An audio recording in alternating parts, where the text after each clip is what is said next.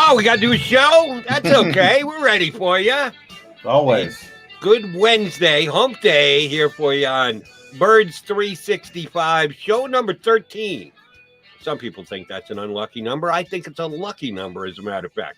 We'll know 2 hours from now when we put a wrap on this bad boy. Yes, we are your Mac and Mac guys here on Birds 365.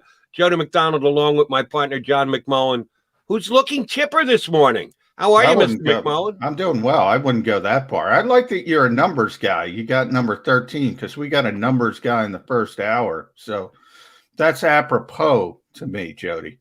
I think we've done a good job going out of the box to bring the people into draft rooms like we did with Blake Bedingfield yesterday. We had Matt Manicherian on as a scout to give you that kind of view. Now we got a numbers guy, Brad Spielberger.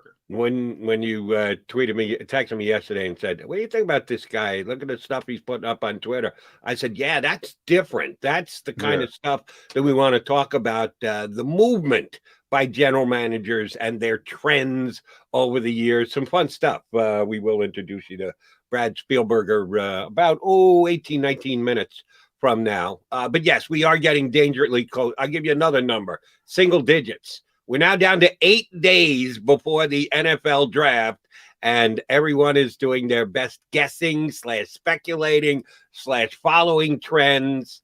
And I'll give you a trend that I'm starting to think could actually happen. Bottom line is, I haven't hit 51% possibility yet. I don't know if you can ever hit 51% unless you have like the first or second pick. Yeah, you can figure out the Jaguars and what they're going to do. It seems like we know what the Jets are going to do. Shoot at number 3 with San Francisco. I still think it's about 50-50 between Mac Jones and Justin Fields.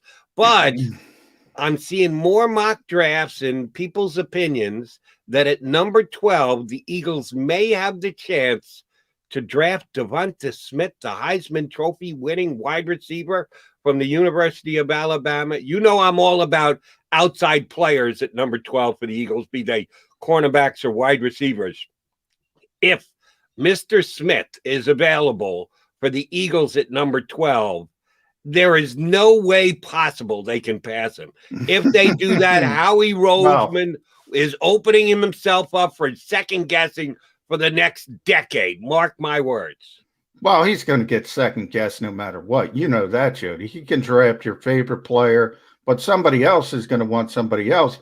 And, you know, we were just talking at the Phillies game. What are they saying? Fire Howie, fire Howie.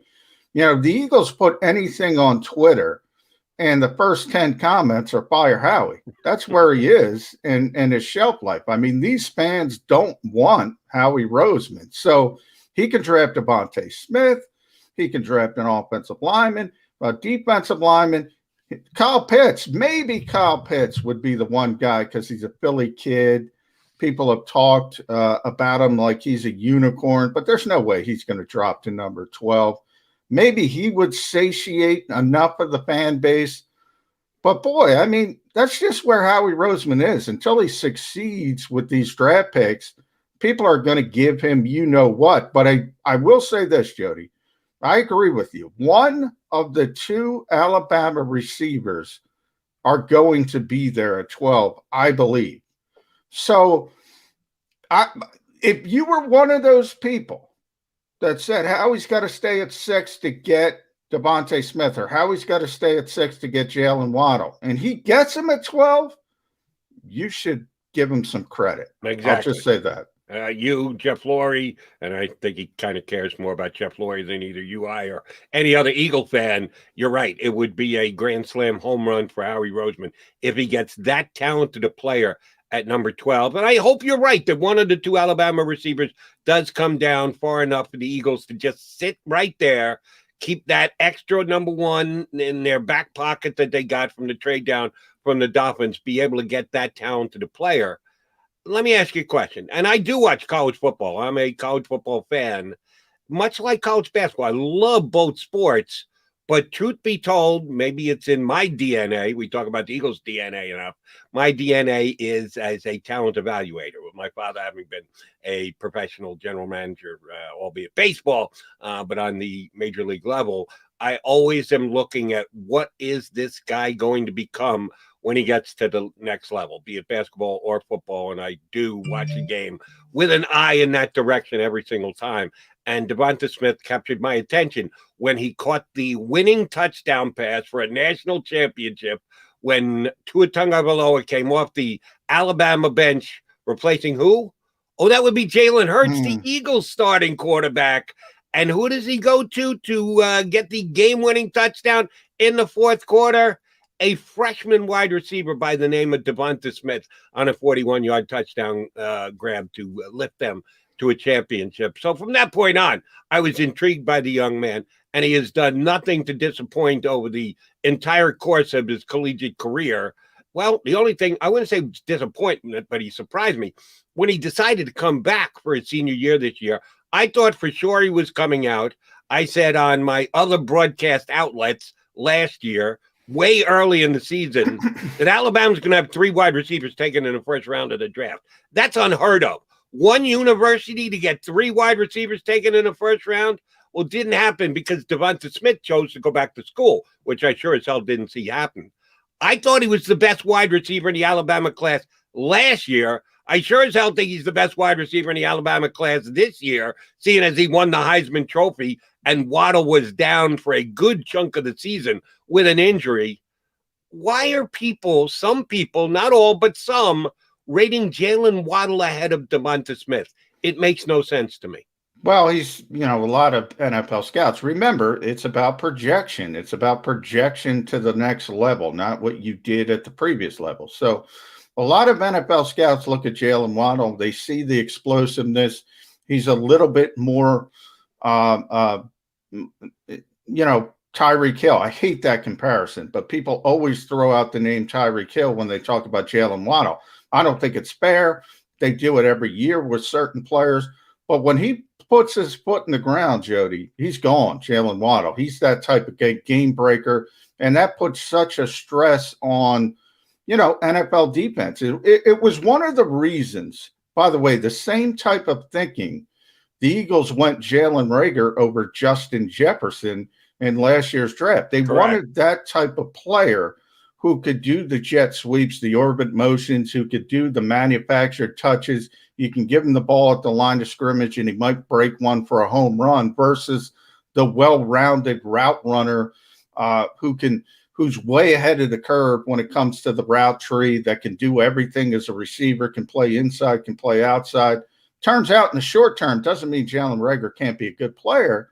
Turns out in the short term, it didn't look very good. Now, I talk all the time, some of it has to do with scheme. I told you yesterday on the show, Kirk Cousins is a high volume passer.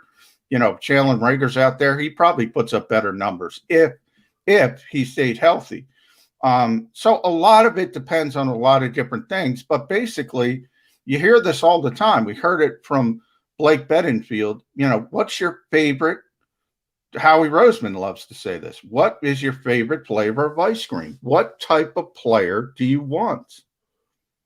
Well, I want the player who succeeds and puts up the biggest numbers. And well, then that's you got to debate, and you probably want Jamar Chase, to be honest. I'm not moving off this. I think Jamar Chase is going to be a superstar, and I'm about 98% sure that he's going to come off the board before either of the 2 wide receivers from Alabama. Rick Saratella, who we'll have on with us again next week. We had him on previously talk about the draft. I remember Ricky telling me last year, before Chase decided to opt out, that doing his draft prep work, he got a chance to talk to a bunch of SEC cornerbacks, guys who had to cover Ruggs and Judy and Devonta Smith and Chase and a whole bunch of guys, and asked them all, who was the toughest guy you had to cover over the course of the last year, 2 years, depending on whether the guy was a junior or a senior coming into the draft. And he said to a man, they all said Jamar Chase. I said, okay, that's pretty damn impressive. That's something I can't refute. I will remember something like that. But remember that Jamar Chase did sit out the year. And this is something we've never faced before in evaluating these talents. Sometimes you got to make a call on a guy who's coming back from injury, which has its own hurdles that you have to get over. But we've never had guys just say, yeah, I'm not playing this year, but I'm going to put my name in the NFL draft hopper. Please tell me where you think I'm going to go. I don't know what kind of an effect it's going to have on Jamar Chase. I don't know what kind of effect it's going to have on Penei Sewell. I don't know what kind of effect it's going to have on Micah Parsons. And I don't know what kind of effect it's going to have on the NFL and how they will or won't evaluate these players, knowing that they haven't played football in over a year. It depends on the player. You know, you bring up, I asked J.C. Horn that question. He said Jamar Chase, the question you were saying about, you know, who was the toughest receiver. So when you have a talent to that degree, and Daniel Jeremiah said this as well, nobody's questioning Jamar Chase around this league. Nobody, because that's how good he is, even though he opted out. On the other hand, you have Greg Russo, who's the defensive end from Miami of Florida, had a great season, 15 and a half sacks, I think. But that's the only season he played. And then he opts out, and you don't get to see him. He had injury history before. He's regarded as a boom or bust type. And the fact that, you know, people haven't seen him on the field has him kind of tumbling down the draft boards. Earlier in the process, I thought there was at least a slight chance the Eagles might consider him at 12. Then he had a bad 3-cone drill. Don't get me into that. At his pro day. And he tumbled a little bit even further. So it basically depends on the guy. You know, Chase and Sewell, they're so good, doesn't matter. But if there are questions about you and you didn't play, people are going to hold that against you. Bottom line. And I can't fault teams for doing that because you become creatures of habit and you're used to seeing X amount of information that you can put into your equation that you're going to use to make a selection in the NFL draft. Oh, pulling out the previous year of a guy playing football is a pretty big subtraction. That's got to give you some pause when you're thinking about calling that guy's name out with your first round draft pick. Even for a Jamar Chase and a Penei Sewell, as you, I think, correctly stated, are so good that there might not be as big an adverse effect as we think of a guy skipping a year where it does affect a guy like Russo.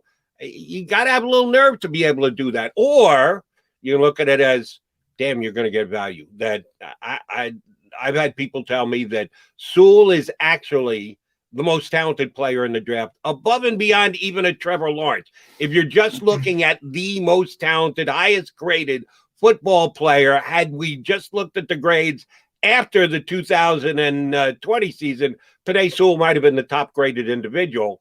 If he falls down in the draft to 5 or 6 or 7, even though you don't have that last year to judge him on and grade him on, that's pretty good when you get the most talented player in the draft, or the highest rated player at the draft with the 7th pick of the draft. Yeah, I think most evaluators I've talked to put Lawrence number 1, but then you talk about who's the best position player. I think it's Sewell. People can argue Kyle Pitts. People can argue Jamar Chase. But I would say if you're just doing a big board, like we did with Jordan Reed from the Draft Network earlier this week, my 1, 2, 3, 4 would be Trevor Lawrence, Sewell, Pitts, Chase. Maybe Chase over Pitts. But so the vast majority, position players get pushed down the board for quarterbacks. And this is as we said, Jody, and as you believe as well, historic quarterback class. So Zach Wilson's pretty good. Justin Fields is pretty good. Trey Lance has a terrific upside. As far as a ceiling, and Mac Jones is top 10 at this point, I think, pretty much locked in. That's pretty stinking good. And that means even when you get down to the 4th best position player, you're going to get tremendous value. And the Eagles could have had the second best. If all 5 go, they were sitting at number 6. They would have the best player in the draft. That's what someone told me last night on WIP.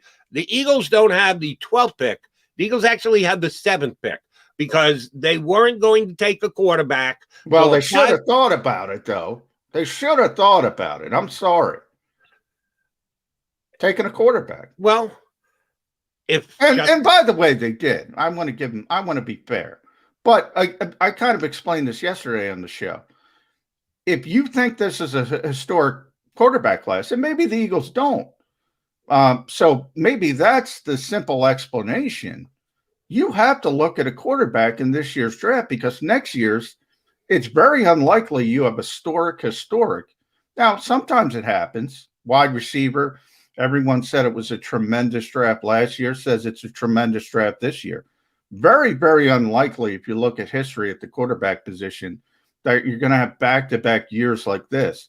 So that's why it's kind of highlighted to me. Well, the Eagles are probably thinking 2022. They're probably thinking veteran. They're probably thinking Russell Wilson, Deshaun Watson, somebody like that.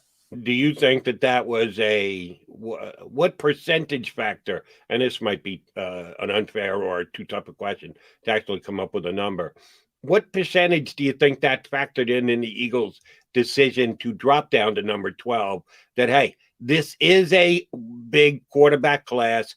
The league thinks it. Everybody's reporting it. Our fan base is going to think that we're really pretty damn good with Jalen Hurts. And when I say we, I mean the boss, Jeff Lurie, is pretty damn good with Jalen Hurts. If we sit at 6, there's a real good chance that one of this group is going to come down to us. If we go to 12, then there's a better chance that all 5 guys will be off the board, and we can say, hey, we never really had a chance at a quarterback. That's why we now have to rethink it. Do you think that was part of Howie's plan? I don't think so, because I don't think people are that dumb. They're going to realize, I mean, especially if the board falls and say you had an opportunity at Fields for the sake of argument, I don't think he'll be there. But nonetheless, people are going to say, well, you could have Fields. You shouldn't have dropped down. So I don't know how much. One of those being me. Yeah. You know that I'm going to say it. Yeah. If Fields gets past 6, and yes, the Eagles could have sat at 6 and gotten a young man, you know, I'm going to say he's the old one. You know, I'm a Mac Jones fan. I think he deserves to be in this conversation. Those people who say San Francisco's crazy to be thinking about him at 3, I don't agree with that. I think Mac Jones is going to be a stud. I'm not as big a Wilson fan as some other guys, even though he's going to come off the board at 3. The only guy that I would really say, what were they thinking by passing on him to stick with Jalen Hurts, other than Trey, the number 1 pick in the draft, Lawrence, who's coming off number 1. The only guy I'd really make us think about is Fields. If he gets down to 6, I think that highly of him is. Well, and I think from the Eagles' perspective, and this kind of tells you something, if they had an opportunity, if they saw a path to get Zach Wilson, that was their guy. And by the way, I always stipulate, besides Lawrence, everybody wants Lawrence, but they know there's no opportunity. So of the other quarterbacks, what they're telling you, yes, we would have taken Zach Wilson if there was an opportunity. Obviously, he's not going to fall to 6. They certainly knew that Joe Douglas, at that point, they have a very close relationship, obviously, with him. They know the firewall is up. They knew they couldn't get him. That's when they moved back. And that tells you what they think of Justin Fields, Trey Lance, Mac Jones. Now, that's the big question. Are they right on that evaluation and say, well, we got to look at Jalen Hurts?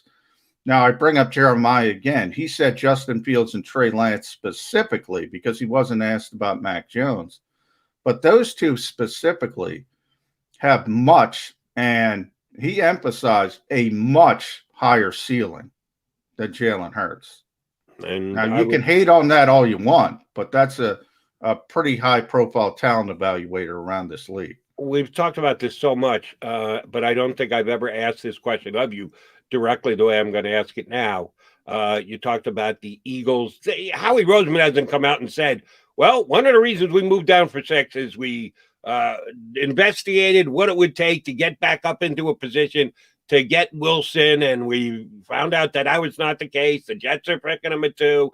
Joe Douglas he's never come on the record and said that. So it's all been reporting and off the record type stuff. It's probably accurate. I don't know 100%, but you're a good reporter, so you've probably gotten your information pretty well. Who do you like better, Justin Fields or Zach Wilson? Justin Fields. I think Justin. I'm concerned. I think both are really good prospects. I think Zach Wilson has terrific arm talent, but you do have a little bit of concern about, BYU. He threw from a lot of clean pockets, and every NFL quarterback can throw from a clean pocket. That's not the issue. So I have a little bit of a concern there. And then just the upside. There's probably more boom or bust potential with Justin Fields. So the bust position, we always talk about in the scouting circles, the floor. I think Zach Wilson's floor is higher, but I think Justin Fields' ceiling is higher. So to me, that's what it comes down to. And I always look towards ceiling. I'm a dreamer, so I'm hoping for the best of the best. And I do agree with you. I think Fields' ceiling is higher. All right. Will it be a wheeler dealer first round in the NFL draft? We're going to bring on a guy next who gave us some good track record information about the general managers and what they usually do on draft days. It's not just draft day anymore. Used to be 2, now it's all the way to 3. But we're going to punch up Brad Spielberger, who's been both an capologist, writing for Over the Cap, and now does his insights for Pro Football Focus. He's going to join us next here on Birds 365. If you missed any of today's show on the JAKIB Media channel, listen to the podcast on your way home. Available on YouTube, Apple, and Spotify. The middle. Did you hear that sound? Yeah, of that iron shot? If you want to talk about a solid golf shot, that's what it sounds like. There are very few sounds of purity. That's as pure as it gets. I've never heard it before. Yeah. Look, you and me both, brother. Never heard it before. Never. You and me both at that point. Jeez. The Middle with Eitan Shander, Barrett Brooks, and Harry Mays. Weekdays from 11 a.m. to 1 p.m. Eastern. Welcome to the Wildwoods, the perfect place where you can safely do everything or nothing at all. Catch a wave, take a nap, go for a drive, grab a bite. It's your vacation, and we're doing everything we can to make it a safe one. The Wildwoods. Your vacation, your way. Connecticut School of Broadcasting is now the CSB Media Arts Center, training in all that is media, including the nation's most successful broadcast training program with professional media experts whose entire mission is to get you career ready in just 8 or 16 weeks. Train on-site and online at our local campus in Cherry Hill, New Jersey. VA approved. CSB Media Arts Center. Visit gocsb.com. The International Brotherhood of Electrical Workers, Local Union 98, is a proud sponsor of The Labor Show with J. Doc and Krause every Saturday night from 6 till 8 p.m. IBEW Local 98's highly trained and superbly skilled electricians are the best in the business, setting the highest safety standards in the electrical industry. So when you're planning your next industrial, commercial, or residential project, choose an IBEW Local 98 union contractor. Learn more at ibew98.org. Jody Mack, the legendary sports talker, joins forces with NFL insider John McMullen. Start your morning with Johnny Mack and Jody Mack across the JAKIB Media Network.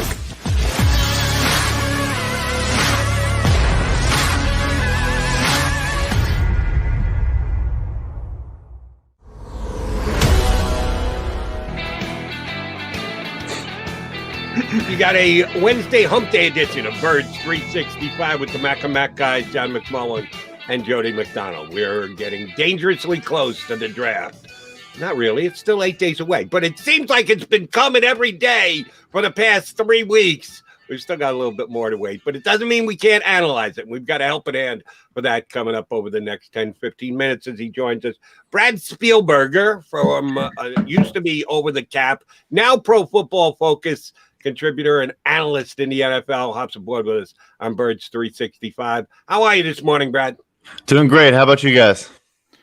Doing well, Brad. Thrilled to have you. I think this is such an interesting offseason for the Philadelphia Eagles, especially. And while I have you, I want to talk about your GM story that you originally put on Over the Cap. You kind of updated yesterday on Twitter. But before I get to that, the first thing you have to talk about with the Eagles when it comes to the salary cap is Carson Wentz and $33.8 million in dead money. Can you kind of tell the listeners how historic, what a precedent that is? I mean, it's never been done before in the league, and it's being done now in the pandemic year where you have to scale back in the salary cap for essentially the first time. Yeah, it really is unprecedented to an extreme degree with Wentz. I mean, Jared Goff actually set the record at his trade at $22.2 million. And then Wentz almost adds $10 million onto, or does add, over $10 million to $33.8 million in dead money.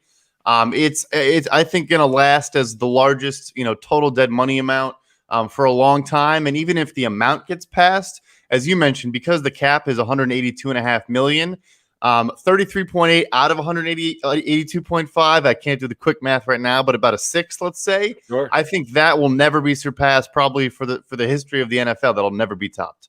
Whoa. Oh, well, but you might have said that about Jared Goff, and then it was about 10 days later, the Eagles rewrote the record book. I understand what you're trying to say, but let me just get you on the record, because I know how I feel. I think it was justified. They admitted a mistake.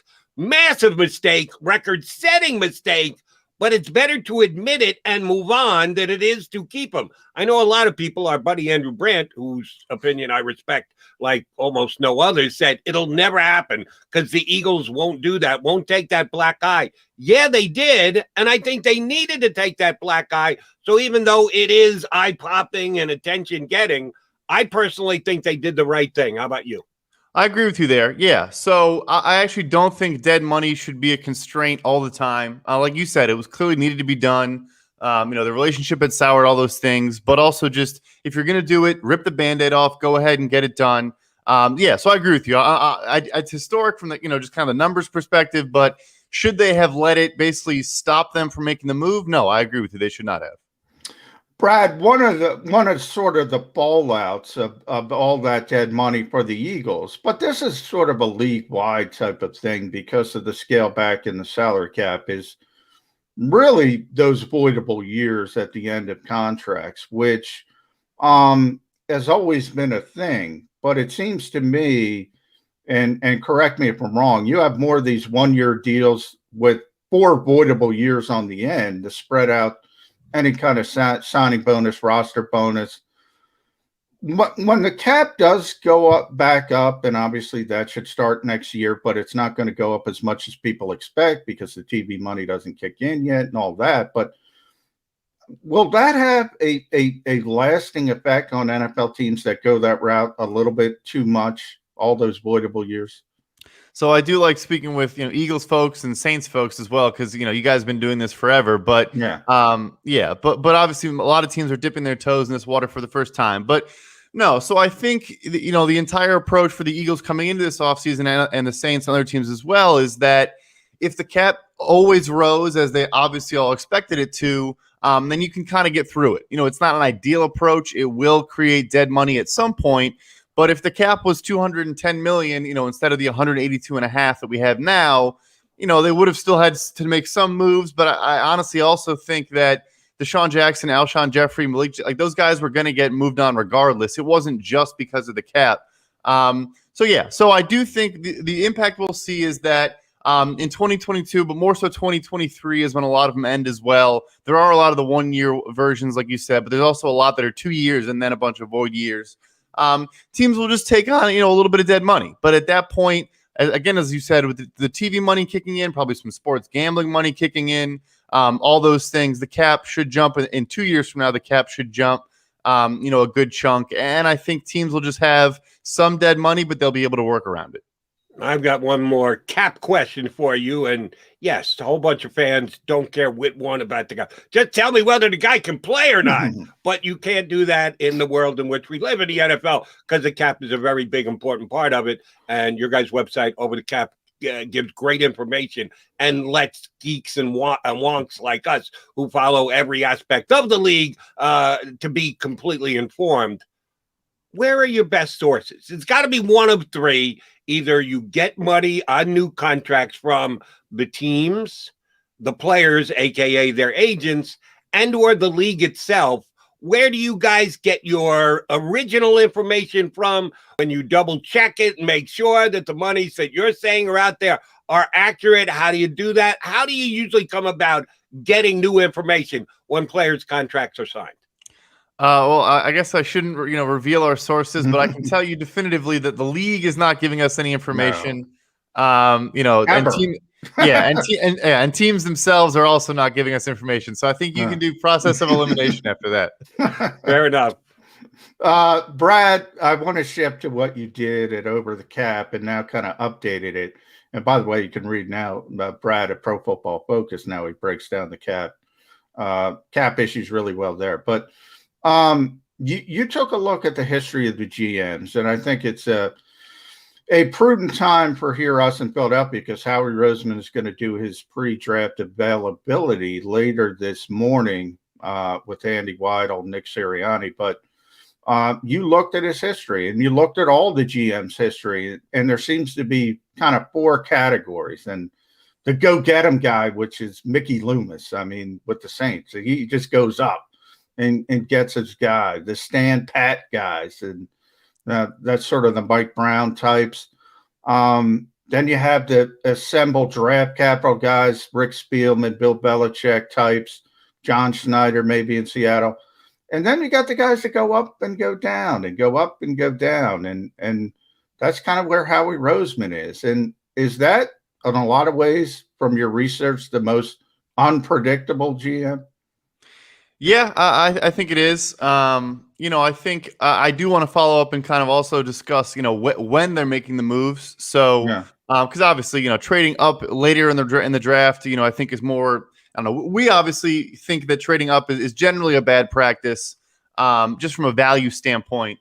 But if you're doing it late in the later rounds, it's obviously not as bad as if you're making a big trade up in the first or something like that. Also, quarterbacks excluded. I'm not discussing the Wentz trade. I actually think that trading into the top 5 or top 10 for a quarterback is kind of a different story.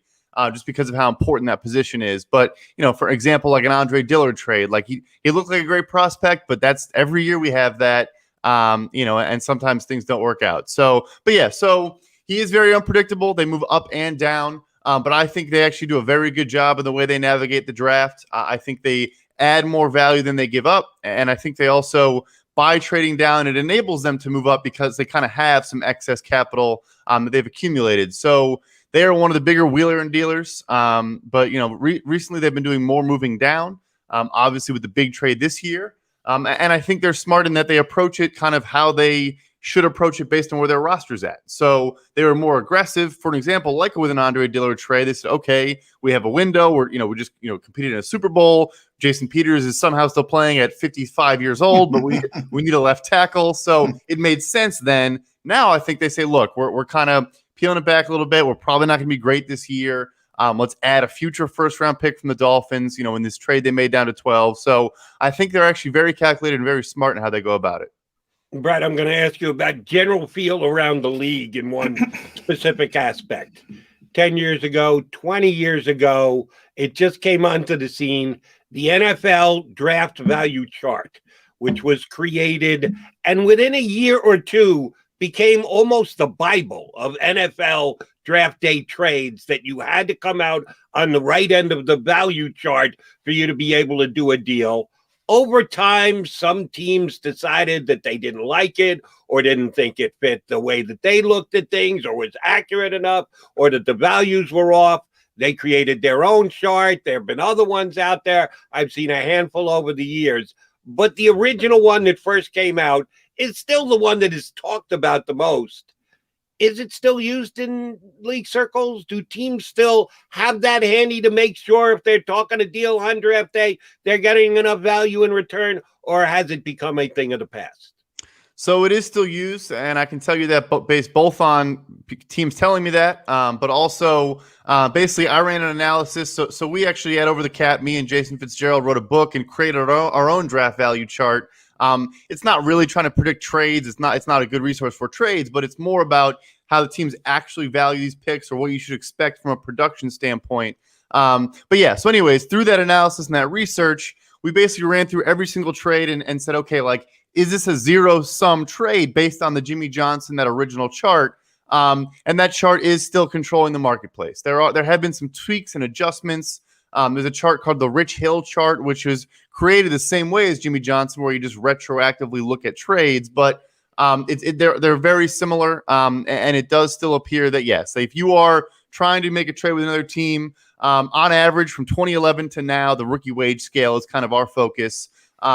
The two trade packages are within about 9% of value, right? So kind of, if one team gives picks XYZ, another ABC, those packages are still going to be pretty close in value with a small surplus. For the team moving up, generally gives up a small surplus, stuff like that. So yes, that chart, I know for some reason teams try to push back on that and say they're all looking at these different things. And I believe them that they're looking at other things. But at the end of the day, when they make that phone call and say, hey, we're trying to move or, up or down, the other team says, okay, let us go check the Johnson chart. If it's close to zero sum there, then we got a deal. It's interesting. You mentioned the quarterbacks. They kind of skew everything. And I think if you look, maybe the best example would be the Patrick Mahomes trade, because there's a lot of revisionist history, but people were looking at the Chiefs at the time and saying, wow, you're doing a lot for a prospect that people had concerns over from a mechanical standpoint. They don't want to admit that now because he's turned into such a superstar, but that was the theory at the time. But at that particular position, how does that skew value when you're looking at trade charts? Because it means so much. I mean, if you hit at the quarterback position, everything's valuable, no matter where you do it, no matter how much you give up for it. 100%. Yeah, I think you touched on a couple good things there. Is that, yes, everyone loves to do revisionist history, and the example we always get is Julio Jones. Say, oh, this is a phenomenal trade up to number 6 to get Julio Jones. Well, the next year, the Jaguars traded to 5 and got Justin Blackmon. The year after that, the Bills traded to 4 and got Sammy Watkins. And the year after that, the Rams traded to 8 and got Tavon Austin. So for every good example you can give me, I can spout off 5 bad ones. But the Chiefs, it was an expensive trade. It was a 3rd and a future 1st, and of course 27 to get to 10 for a guy that at the time we didn't know would become a phenom. But I think the thing there is, like you said, with the quarterbacks, it's interesting in the analysis. You can tell that the trade down team tends to know that the team coming up is coming up for a quarterback because those trades are always more expensive. Yeah. So it's even they know, like, look, we know that you have, the potential, excess value you could be getting from this trade is, nuclear. So we're going to make you pay, a bit of a premium because it's for a quarterback, which I think is pretty interesting. Here's the reason why I think both of you guys are right on.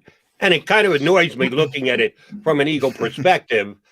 What the Dolphins were able to get dropping from 3 back to 12 so far outweighs what the Eagles were able to get dropping from 6 back to 12. It's only a 3-slot difference, but it's an extra first-round draft pick and a locked-in pick rather than just moving up around, which the Eagles got. Why the big difference? Oh, because you're talking about the quarterbacks. Because the 49ers got into a place where they could take a quarterback at 6 if you believe there are 5 quarterbacks. All 5 of them could be gone in the first 5 picks. You don't have that quarterback effect. It bothers me that the Eagles had to settle for that much less to drop back. But I understand it because, damn, if this top of the draft isn't quarterback driven. 100%. And right. So the 49ers at number 3 are guaranteed to get a quarterback. And I think we're seeing now that even if a quarterback does make it to number 6, where the Eagles were and the Dolphins now are, it's going to be probably the 4th, if not the 5th, quarterback available, and a guy that teams are less excited about. But I'll tell you, running the numbers on that Eagles trade already, it's actually similar in value, almost identical per the Johnson chart, to when the Steelers traded up from 20 all the way to 10 for linebacker Devin Bush back in 2019. So, they moved 6 spots. Obviously, 6 is a lot higher than 10. But they, the Eagles moved down 6 spots and basically got the same value as the Broncos did, moving from 10 down to 20. So it actually was a pretty solid trade for Philly. But I hear you. The 49ers gave Miami a ransom, and Philly just got a decent package. Brad, is that what you find? I want to circle back to Howie Roseman. When you look at his history, because right now, I don't know if you know, but, people here, they go to Phillies games, they say, fire Howie, they start chants, they the Eagles publish something on their website, the first 10 comments on Twitter is Fire Howie. He's not very popular right now. But the thought around the league is the guy knows value. The guy gets value when it comes to trades. The bigger issue is the back end. Does he pick the right player when it comes down to the end game? But as far as value in his long history now, it's pretty long with trades moving up and down the draft board. How would you rate him? Yeah, so I do know this is an unpopular opinion that I'm about to have. Yeah. I've seen some of the Twitter comments and whatnot. Look, I understand. I'm also, I'm from Chicago, not quite a Philadelphia-esque fan base, but also, a passionate fan base. There's a lot of fire blank GM's name going on around here as well. But yeah, I understand that there's no debate that the scouting aspect and the talent evaluation aspect has fallen short in a couple drafts, but. And do they need help there? And do they need to add more people there because that's not his scene? I would argue yes. I think they have done that a little bit. But from a value perspective, he is, it's kind of not even a debate. He is one of the better GMs in that realm. He comes from kind of my background. He was football administration, so more contracts and salary cap, and I think kind of trade values and stuff kind of falls under that umbrella as well. I think he's done very well there, and I think the data supports that. But at the end of the day, you have to hit on these draft picks, and that's the big thing. So I think, those two things go hand in hand, where he's given them a lot of opportunities, a lot of chances to kind of do great. But unfortunately, the scouting department, which obviously he is a part of, has fallen short, and I understand that. If you want to check out the stuff that Brad posted yesterday, you got to follow him on Twitter at PFF_Brad. There was one number that jumped out at me yesterday that I couldn't believe when I saw your extended tweet on the moves that the general managers around the league have made, either up or down during an NFL draft. I have my general opinions about general managers and the way they handle their business. I have not done the research the way you did, so I thank you for doing that research. The fact that Jerry Jones is not that big a mover and a shaker. I understand when Jimmy was running the show way back when, he was just that shoot. He was the guy who generated the draft value chart. But Jerry has been the guy in charge as owner/general manager for a while. I just thought he was more of a wheeler dealer than he actually is. I guess he's a bigger talker, and that's why I thought he was a bigger wheeler dealer. But your numbers say the Cowboys do not move around all that much. They usually sit and take the guy that comes to them in their spot, huh? Yeah, and I agree with you. I was a little bit caught off guard by that running through the numbers. Yeah, I thought there would be more movers and shakers, but they do tend to just stand pat. I will say though, they draft very well. They do a good job in the draft. So maybe they're just confident that where they are, that they're going to land a guy they like. But yes, I agree with you there. And also, I think even more surprising, I don't know if people realize they don't really spend that much money either. They spend some of the least in the entire league on outside free agents, so non-Cowboys players, and then they do pay their guys, if they earn it. But yeah, they really are. He is kind of a lot of bark and I guess less bite in some regards. Yeah, I think where Jerry, I think where that perception comes from, he tends to get bigger names at the end of their careers. I think he likes that type of player. He tried to get Everson Griffin last year. It didn't work out. At the end, a really good, really productive player. They signed him to a 1 year. Alden Smith is coming back, big names. Always loves the big names, but that's just, I wanted to talk to you, Brad, about GMs as a whole. I agree with you. Howie gets tremendous value. What are the other GMs that you found kind of really understand the board and do a good job getting value, whether they're going up or going down? Yeah. So, no surprise here, but obviously the Patriots and Bill Belichick, they have also had a bit of a string of poor drafting the last 4 or 5 years. Granted, they're picking 30th, pretty much every year in those drafts. They lost the first, obviously for Spygate, stuff like that. But they do generate really good value in moving down. And a thing that the Patriots, the Vikings, and the Seahawks and the Eagles do very well that we also really like is acquiring future draft capital. So this, again, goes back to the charts as well. And I have this on record from several clubs, again, is that a future pick is essentially treated as, if you're getting a future first, you value it in the trade chart as a mid-second rounder. And if you're getting a future second, as a mid-third, and so on and so forth. So basically, pick 48, 49 for a first, 80, 81 for a second, and so on and so forth. So while I understand that, putting a time value on a draft pick, it can make sense. You can argue it makes sense. I argue it doesn't at all because, you're always going to need draft picks. You're always going to need to add talent to your roster.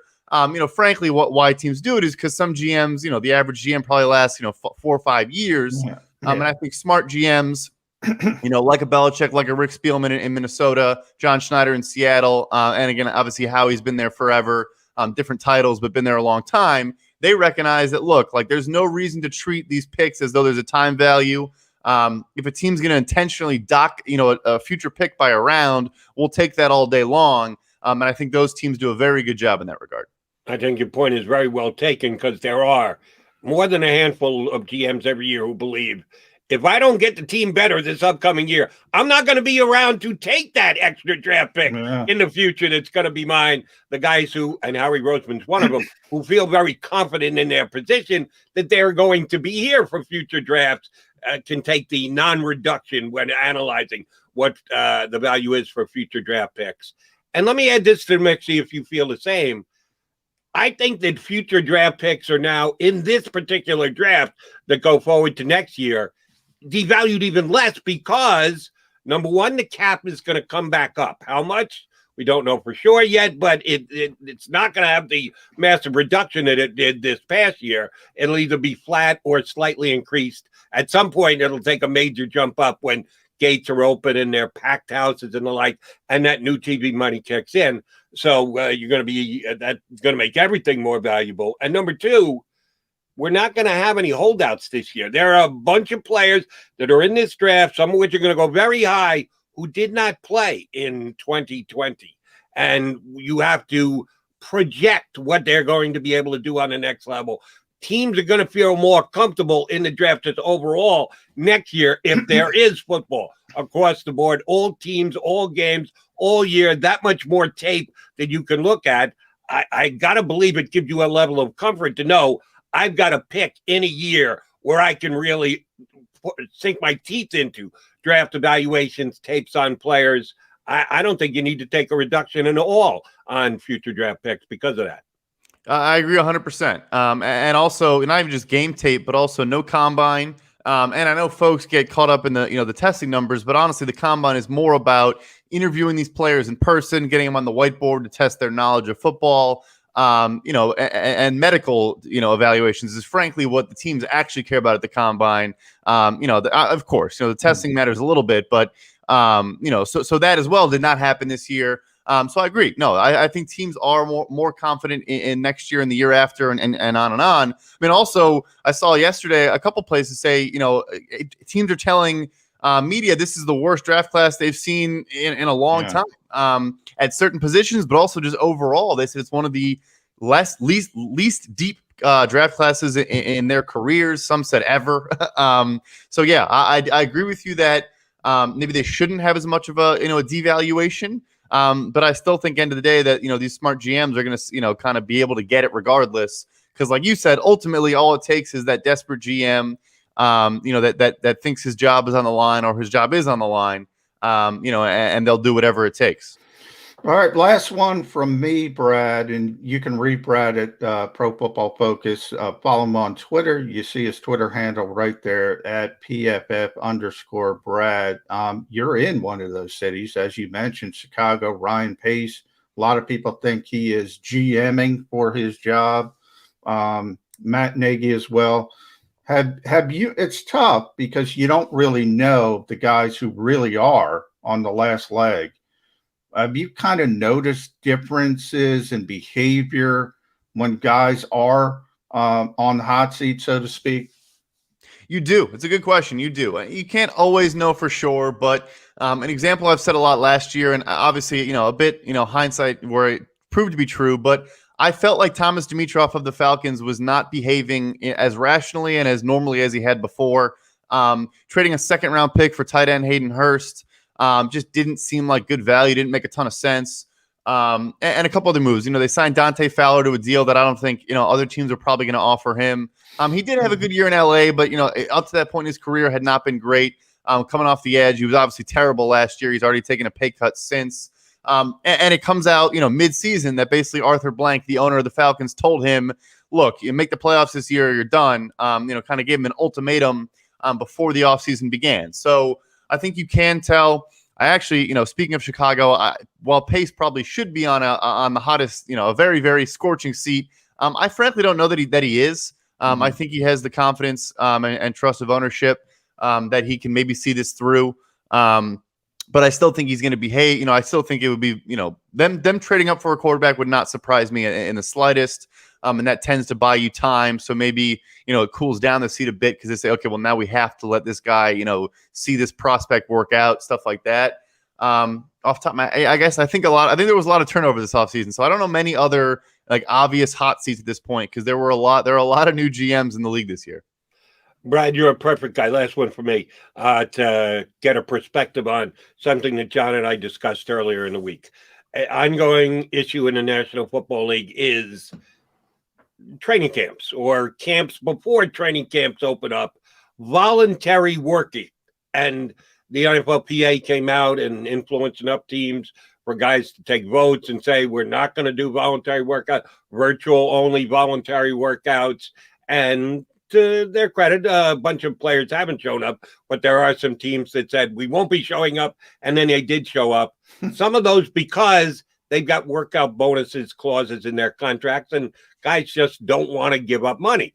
The teams responded by saying, oh, by the way, if you've got a workout clause, we expect you to work out. Otherwise, we're not going to be obligated to pay you. John noted the other day that the league, the union will attempt to get the players when negotiating through their agents for future contracts to have less emphasis on workout bonus so they can continue to fight this fight to not work out during voluntary time periods. Flip-flop that.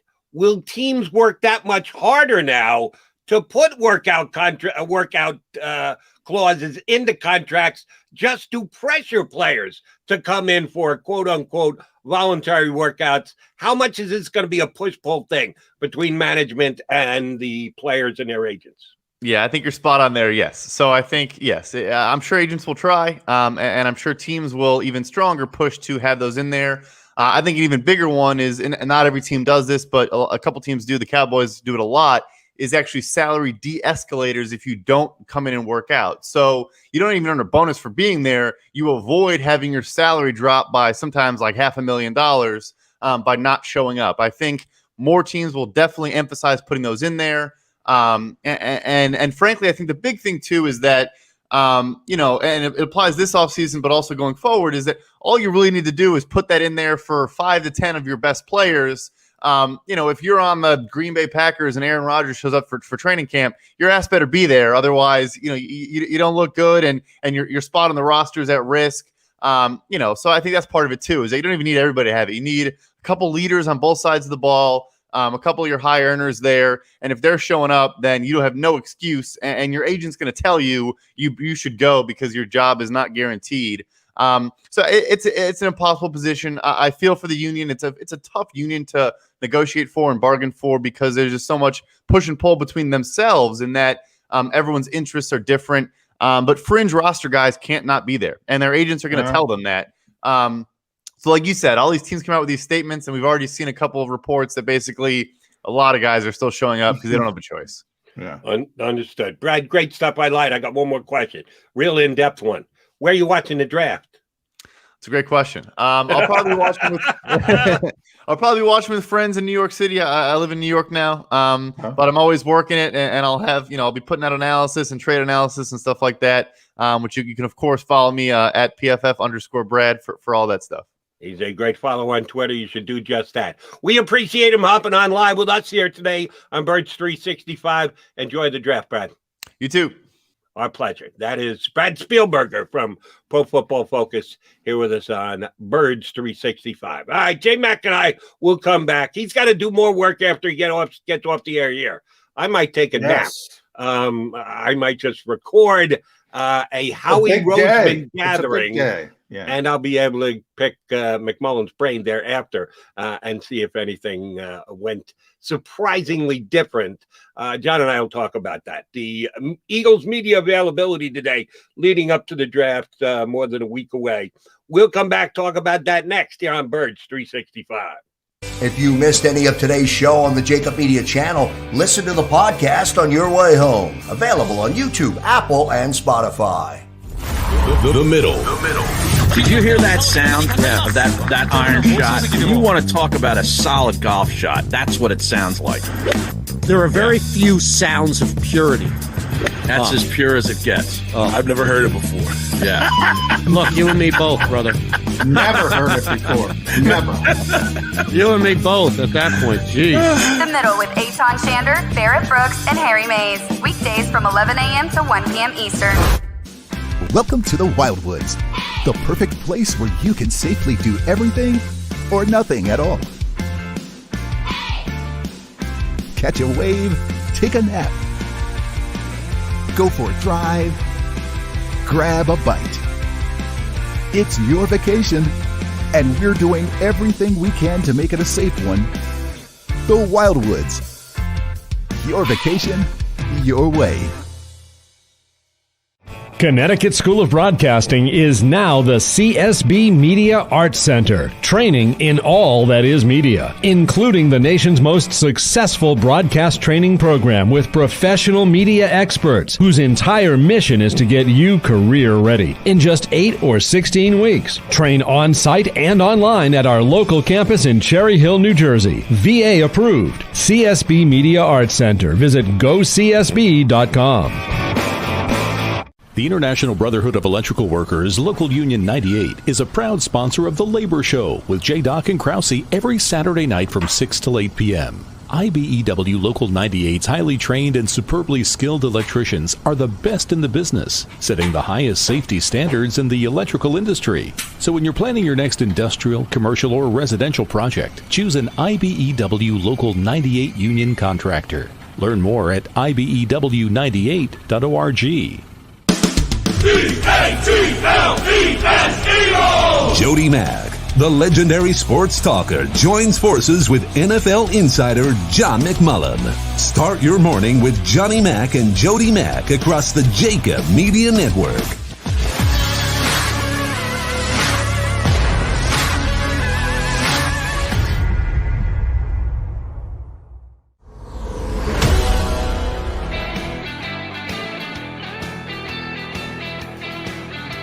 Hey, Mac and J-Mac.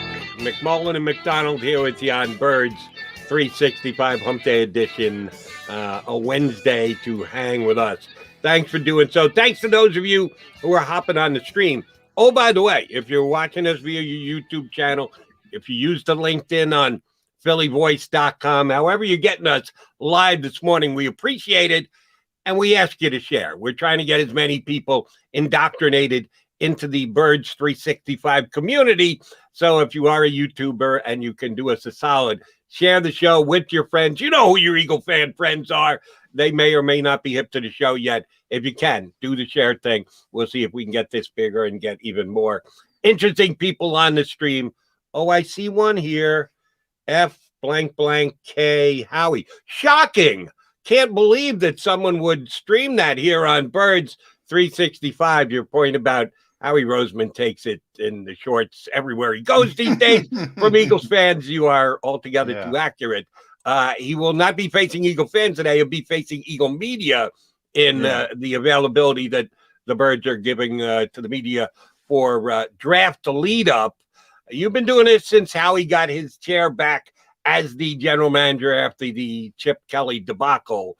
Has anything changed over the years? I know it's only a couple of years, but it includes the build-up to a Super Bowl team and now the downfall thereafter. Has anything changed?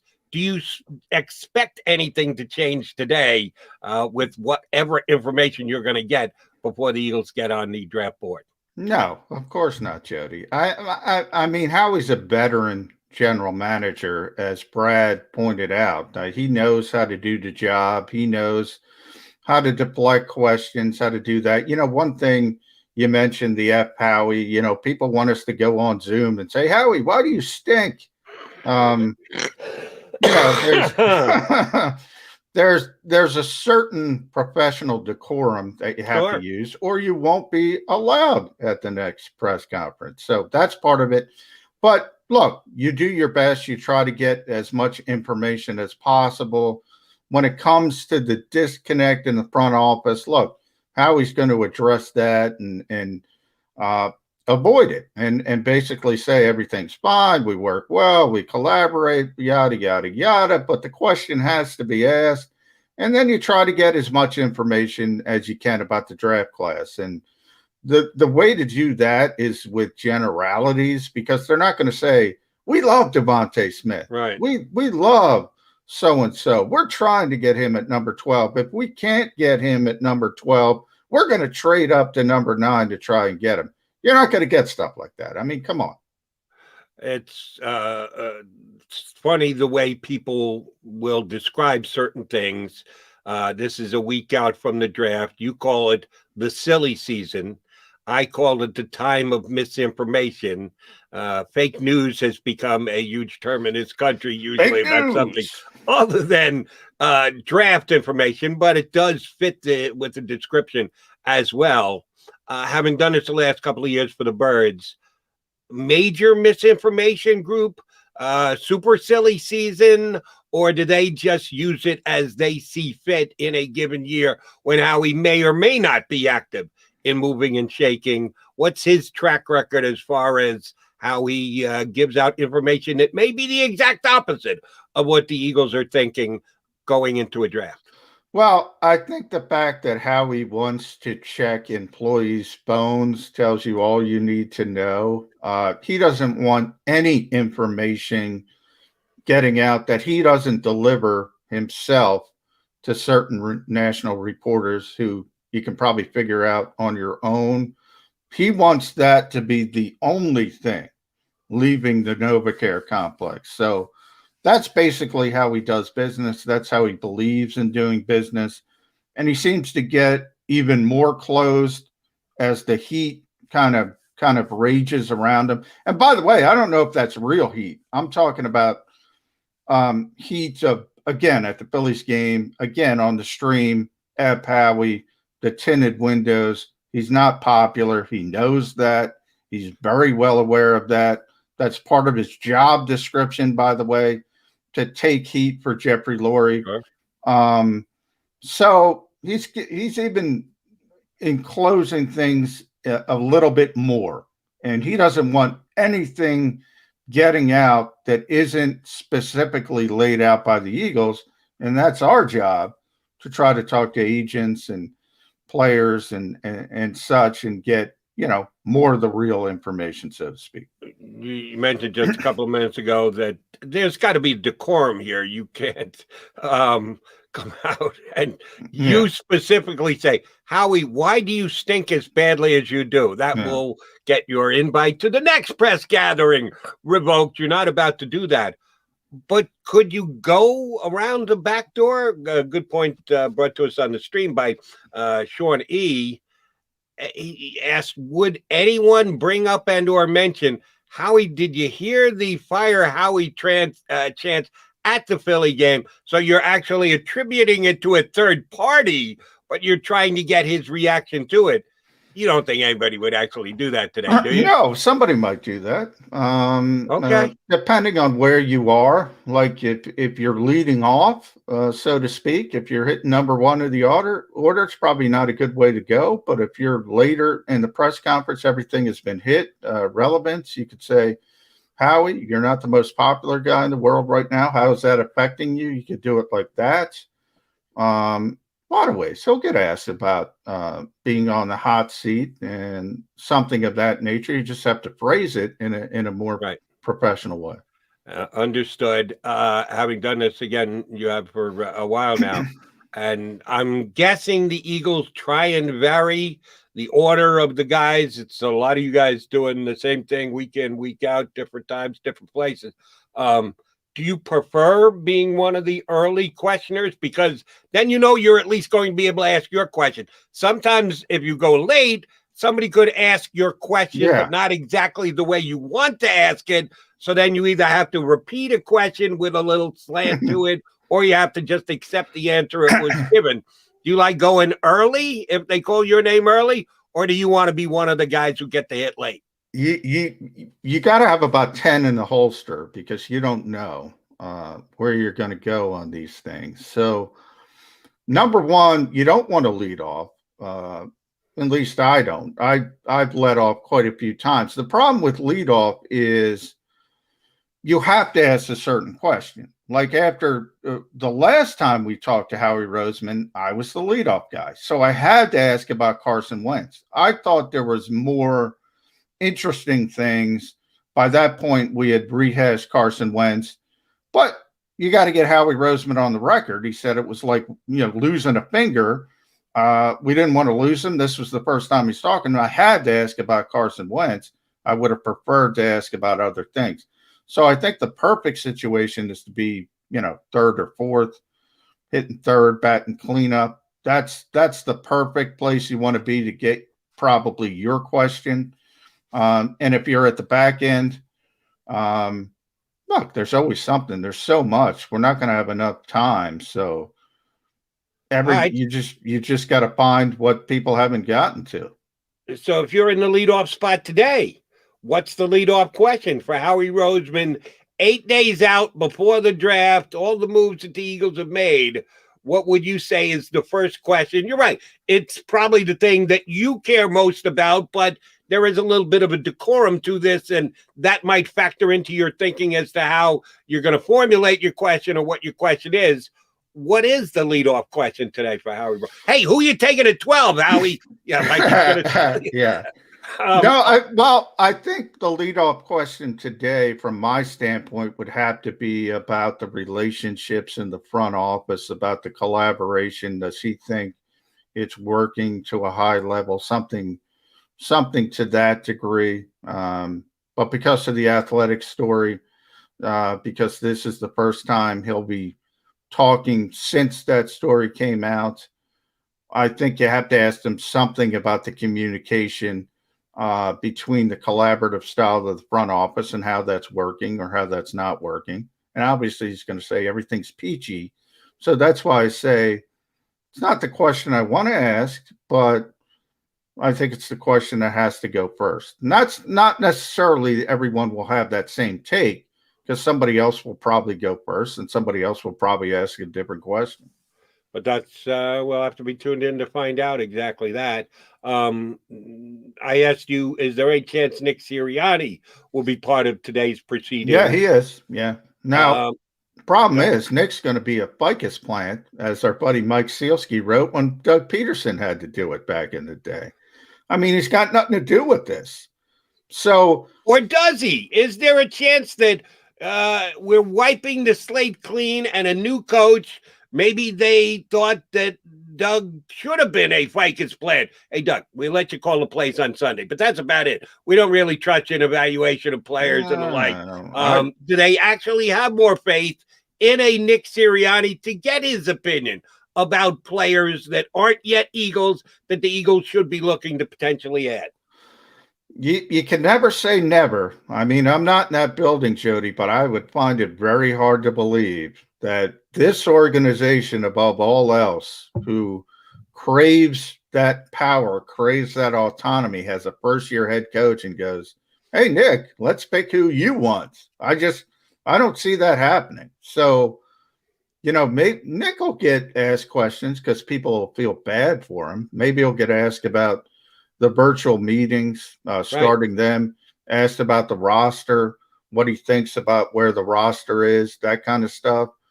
But this is technically a pre-draft availability. So you take advantage of whatever you can when you get the head coach in the offseason. But, I mean, Andy Weidl's going to be there. This is, the only time of the year we get to talk to Andy Weidl. So, the fact that you don't have a lot of opportunities to talk to certain people dictates that you have to ask them questions when you get them. Whereas when we do get to the regular season, we're going to get to talk to Nick Sirianni multiple times a week. So you have to take advantage of these situations with Howie and Andy Weidel. Let me ask you about Andy Weidel, who is Howie's supposed #1 chief scout, head of the scouting department. As you mentioned, don't get a chance to talk to him all that often. It's not like you can call him up on any given week. Hey, how's the scouting going? They just don't make him available, but will be available today. Having had the chance to ask him questions in previous draft prep media sessions like today's, what kind of a guy is Weidel? What kind of a sharer of information? Straight shooter, guarded, tremendously available and wide open and give you stuff you didn't expect to get. What is Andy Weidel like in these type of situations? No, he's a straight shooter. I mean, he learned under Joe Douglas. He's a lot like Joe Douglas. You know, behind the scenes, he's willing to talk to you. He'll give his opinions. You know, when we were at the complex a little bit more, but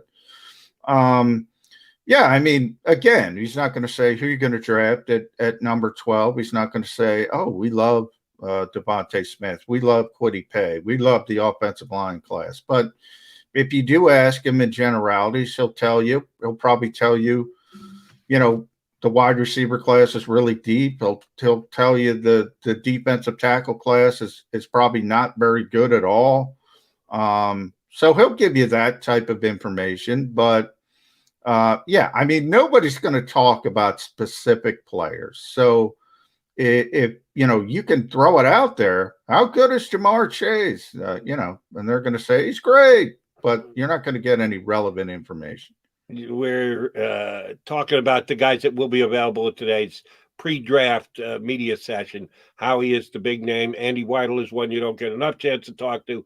And hopefully a non-ficus plant head coach. I do have By the way, that's not a shot at Nick Sirianni. It's just, you know, this is not it. Everyone calls it a Howie season for a reason. This is Howie season. This is when he assembles the roster and then gives it to Nick Sirianni. And when really, in the old days, OTAs start on-field OTS. We'll see how that works out. And it was good that you got that question into Brad, Jody.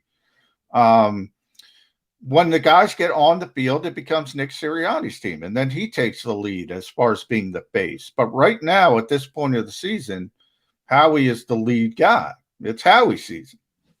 All right, so let's go there. This is a phrase that I would say has been developed in all sports. National Football League as heavy as any other over the last 10 years. I don't remember people using this phrase 20 years ago. Maybe my timeline is off, but that's my take on it. The change of culture. The word culture somehow got integrated into the world of sports. I never thought of sports as cultured, but that is now something that is said all the time.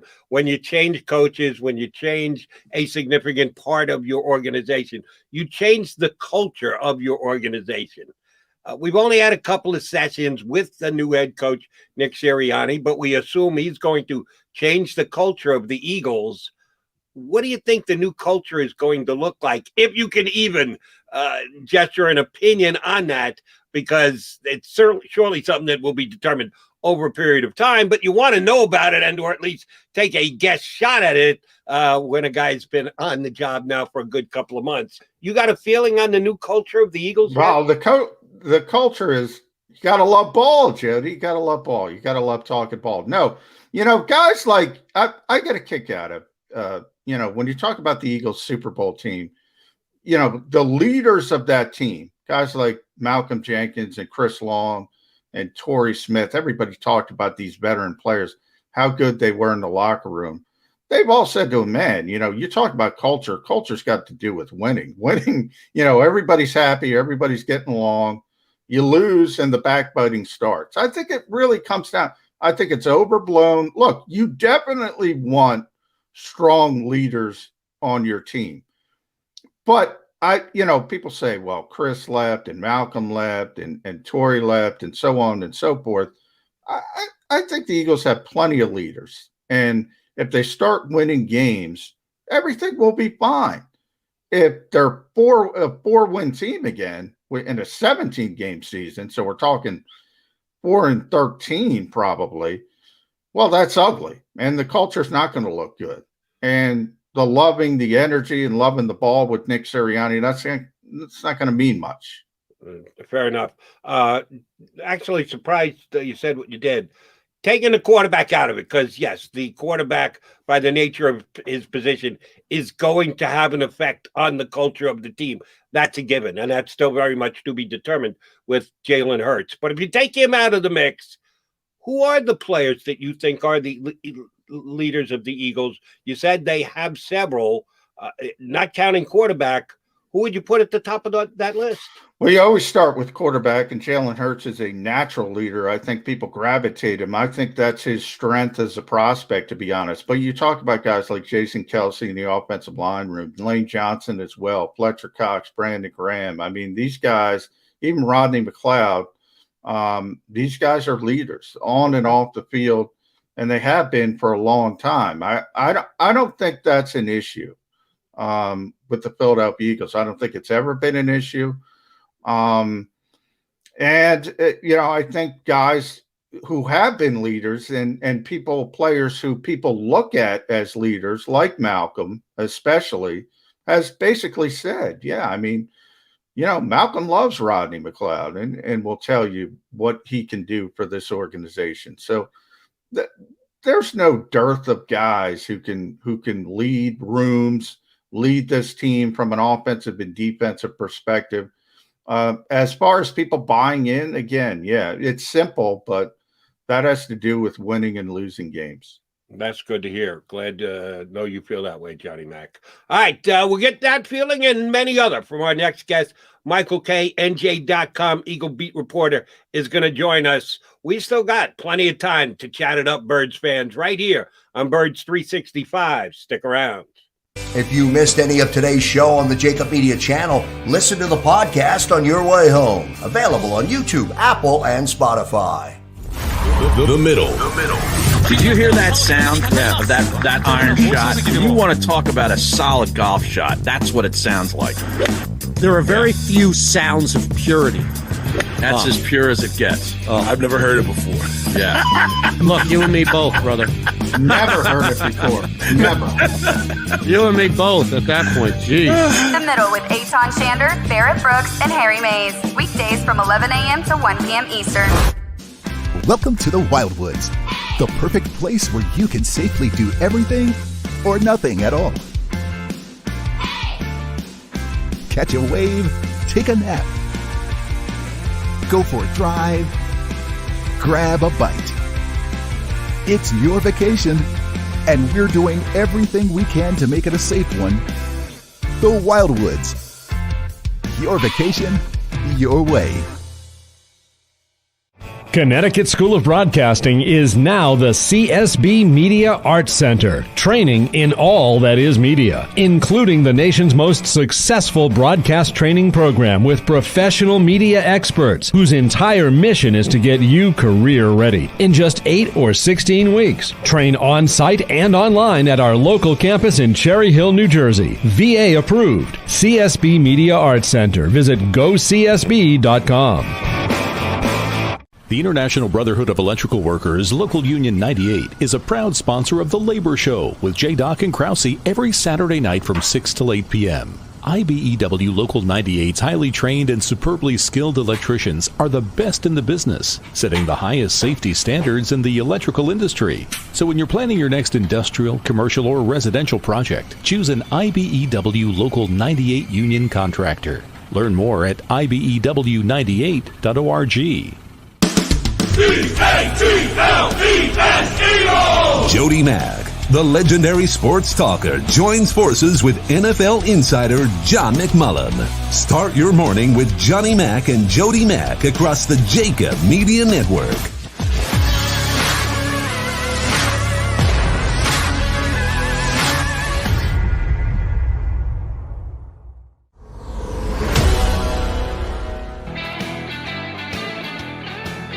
It's a Wednesday edition of Birds 365 here on the JAKIB Media channel. And thank you for those who jumped in via phillyvoice.com. McMullen and McDonald hanging with you. We've got someone to hang with us for the next 10 or 15 minutes. He's going to be busy, like my partner Johnny Mack, dealing with the Eagles draft, pre-draft availability of their general manager, their lead scout. He covers the Birds day in and day out for NJ.com. Mike Kaye joins us here on Birds 365. Mike, thanks for doing a little work with us before you got to do some work with the Eagles this afternoon.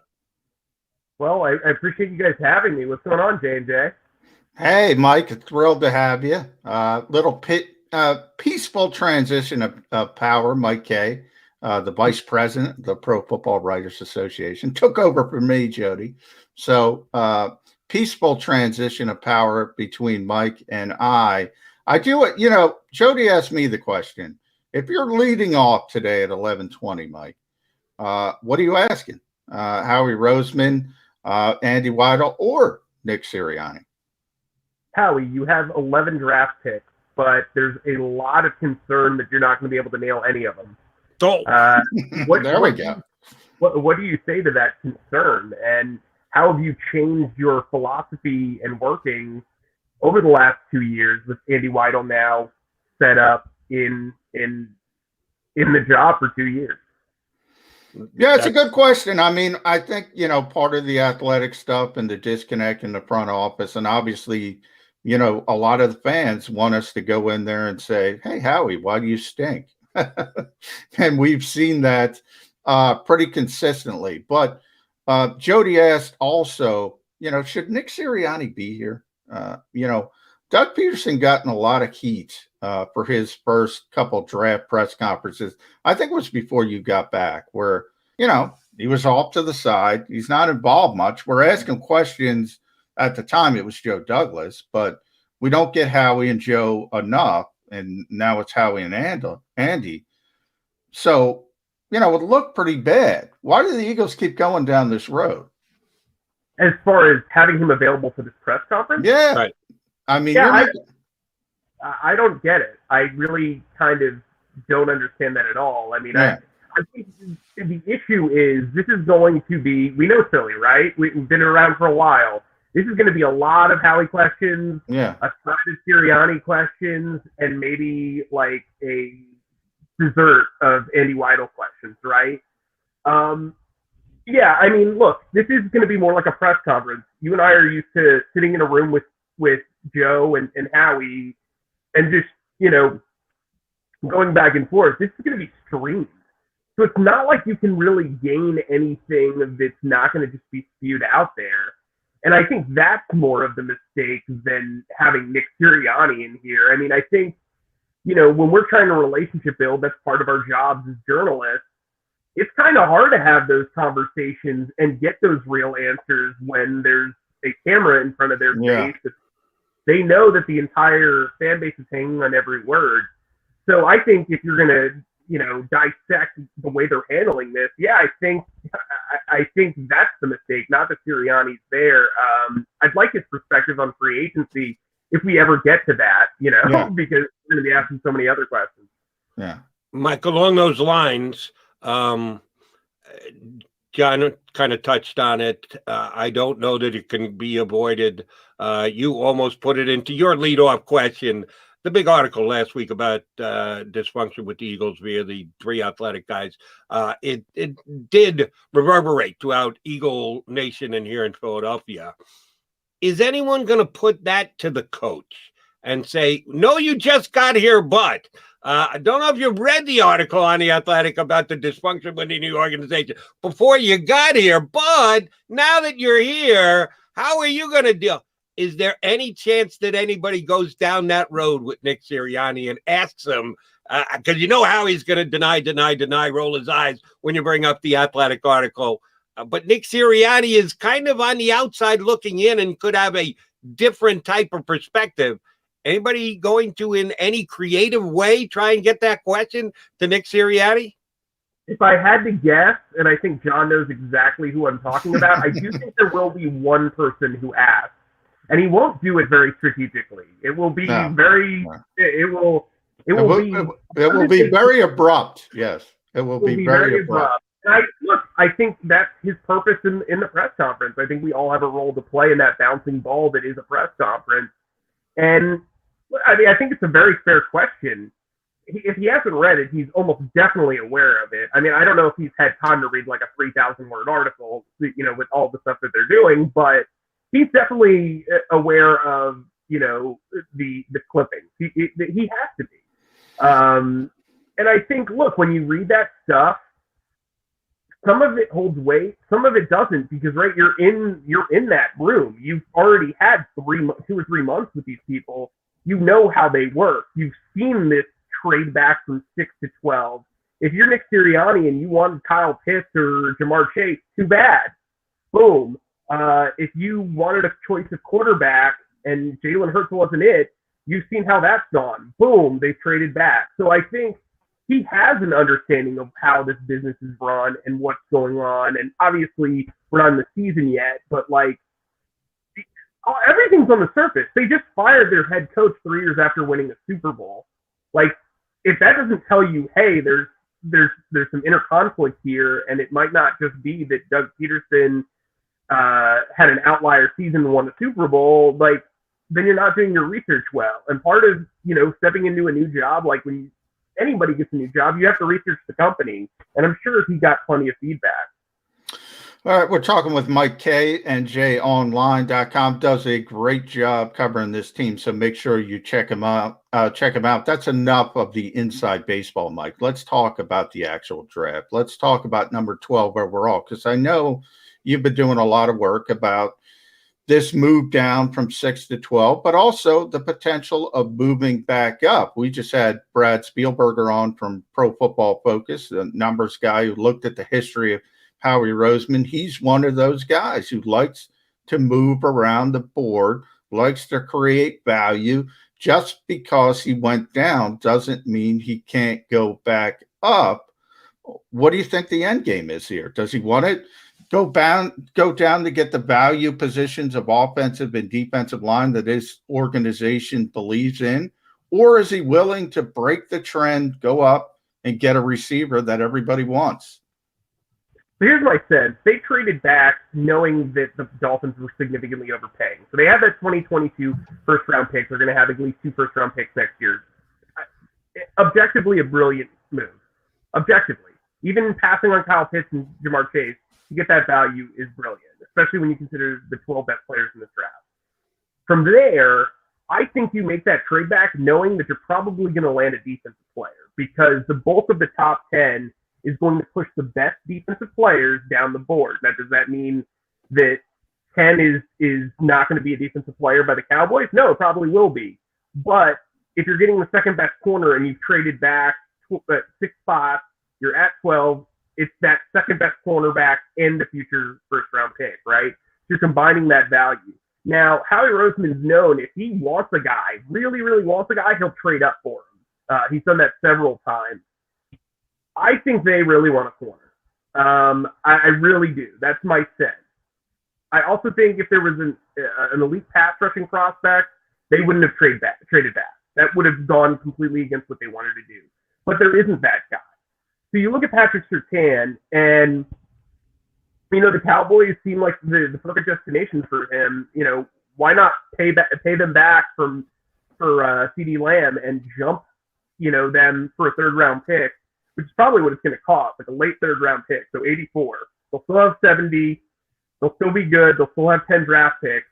But then you land the top defensive player on your board and you get Patrick Surtain. Now, let's say that Kyle Pitts falls because Atlanta takes a quarterback at 4, and the Dolphins do indeed want Jalen Waddle. So that pushes Jamar Chase and Kyle Pitts down the pike, I guess you could say.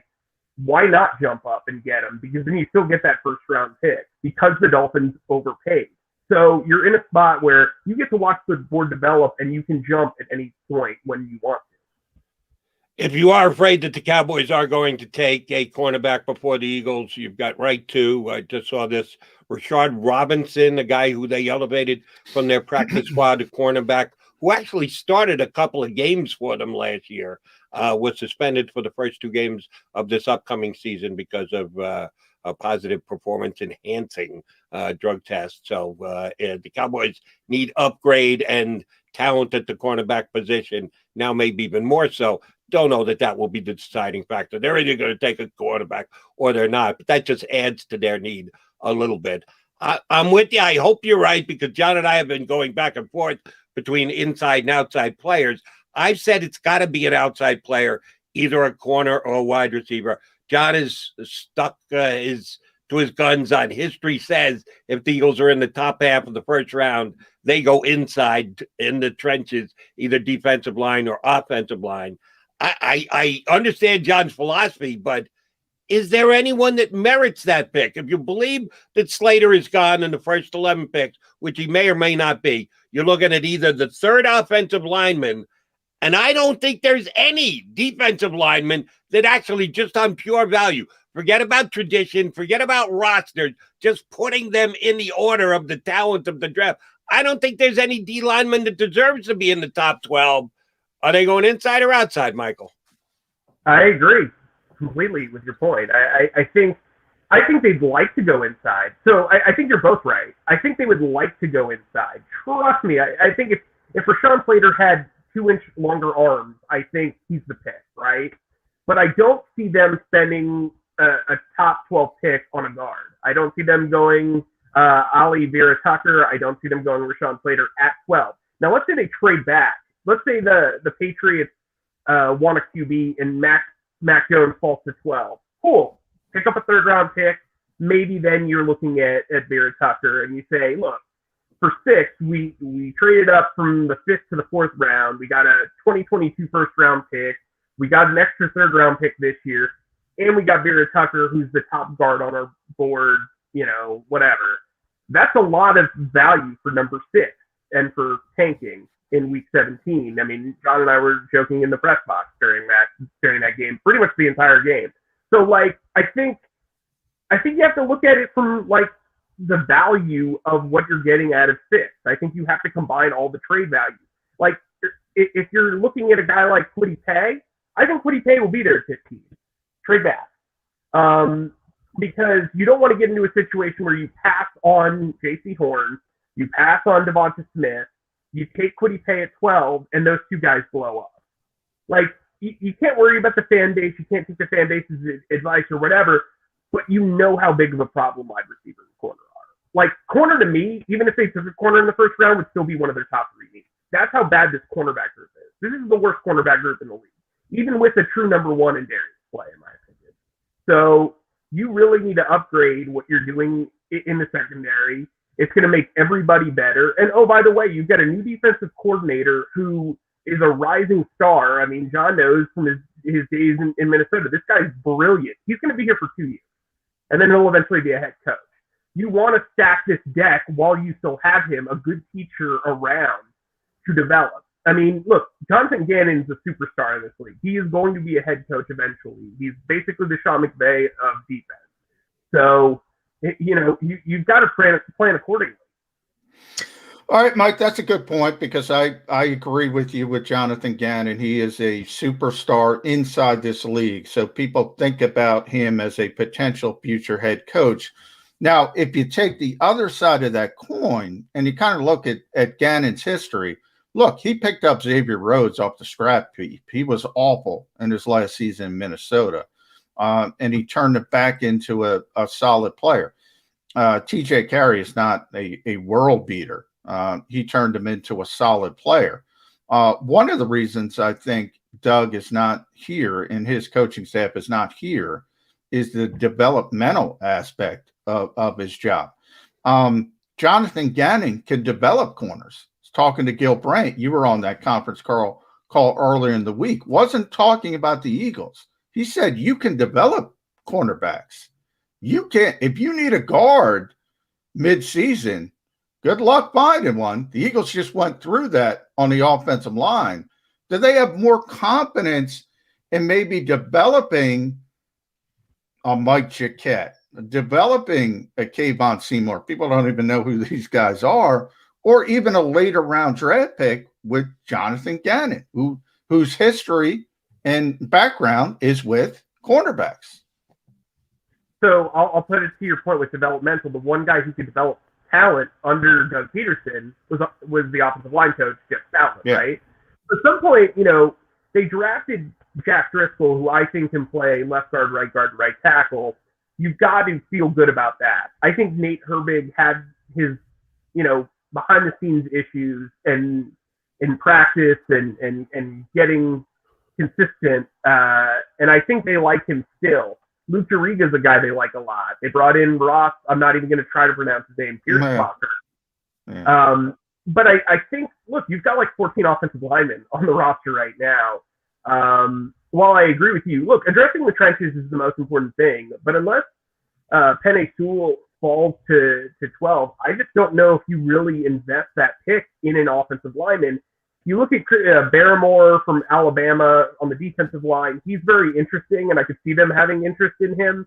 But again, trade back. It doesn't hurt. Barrymore and Kwity Paye would be the two, to answer Jody's question earlier, those are the two defensive linemen that you kind of look at, and you're like, well, it kind of fits Joe Banner, Howie Roseman sort of, what are you going to do? But, I mean, you're not at this position very often. This offense was terrible last year, and their secondary was blown apart. You need to have some blue chip players, and to me, Surtain and Horn are those guys. In the secondary, I think Smith and Waddle make a lot of sense. The issue you get into is, do you think Waddle and Smith are too comparable to Jalen Reagor's upside in his position? They really need a true X, and that's why I would go corner first and then try to trade back in and get somebody like Terrence Marshall.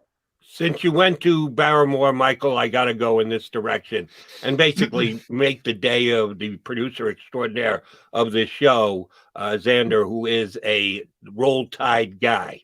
We were talking before the show, and he noted, because I said, I'm really starting to believe that the Devonta Smith could fall all the way to 12. I just love the kid. I think he's got a chance to be every bit as good as Jamar Chase, and I absolutely believe he's going to be better than the team at Jalen Waddle. And Xander said to me, I'm okay with either of the Alabama wide receivers going to the Eagles, but I'll tell you what, not happening, because since Howie became GM, that many players have gone on to the NFL out of the Alabama program, and the Eagles have gotten zippity-doo-dah. They just don't seem to want or touch Alabama players. Well, you're suggesting a D lineman. Everybody's suggesting Patrick Surtain at cornerback. I'm kind of hoping a wide receiver, either or, but I surely prefer Smith is the guy. Yeah, but if we go with track record, John's favorite thing, check the history, the DNA of the organization. Well, the DNA says no Bama players. Why should we expect them to take a Bama player at number 12? They probably shouldn't. If I had to get water gun to my head, 12 is J.C. Horn to me. I think that's who it is. If they stay at 12. Like I said, we're looking at track record, we're looking at evidence, right? That's what we have to do. We're detectives right now. So they haven't gone Alabama in a billion years. They haven't drafted an off-the-ball linebacker since 1979 when Peaches and Herbs reunited was at the top of the chart. Okay, I wasn't even born yet. Jerry Robinson, by the way, 1979. Yeah, Jerry Robinson. Who didn't he make a Pro Bowl? Yes, very good player. Very good player. So like we can rule out linebacker. Offensive line, they've reworked Brandon Brooks' contract, so they clearly think he can be here for more than this season. Lane Johnson, you're probably feeling good about him for 2 years. Isaac Seumalo is still young and has some upside. Yeah, Jason Kelsey's going to potentially retire in the next year, but you're not drafting a center there. I just think it's a poor use of resources when you've seen what Jordan Mailata can do, and you just traded up to draft Andre Dillard 2 years ago. Whether he's a bust or not, you've got to see kind of how that plays out, in my opinion. And then on the defensive line, you've invested all this money in Fletcher Cox, Javon Hargrave, Brandon Graham, and now Derek Barnett. And so I think you've really got to look. They haven't touched cornerback in free agency. And if you're a fan, you're saying, well, this secondary was terrible even before free agency. They've now lost guys. The secondary is being reworked. Ding, ding, ding, ding, ding. It's corner. And so to me, I think J.C. Horn makes a ton of sense. I think there's a ton of upside there. John, you talked about developing corners. He still needs some development. He's mostly an upside guy. I think he's the perfect fit for Jonathan Gannon. Well, let's talk about trend busting. But first of all, I would argue Jalen Hurts is an Alabama guy. I mean, it's a different world in college where you have these grad transfers. But nonetheless, even though, you mentioned Mike, 1979, Jerry Robinson, everybody knows it. You want him to take quarterback. Jody wants him to take Devontae Smith. So that's trend busting for this organization.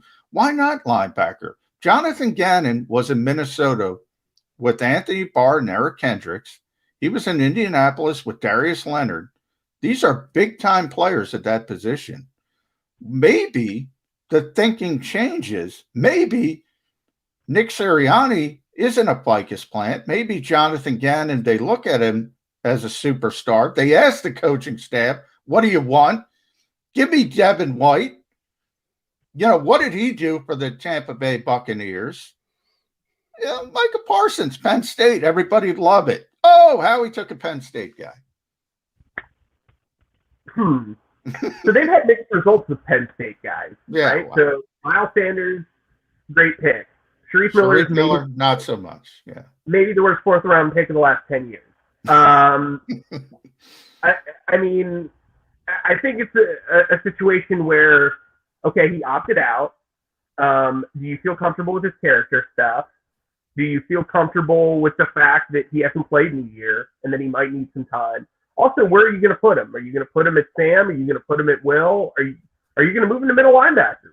How are you going to figure this out? And I think there's a lot of complicated questions with him.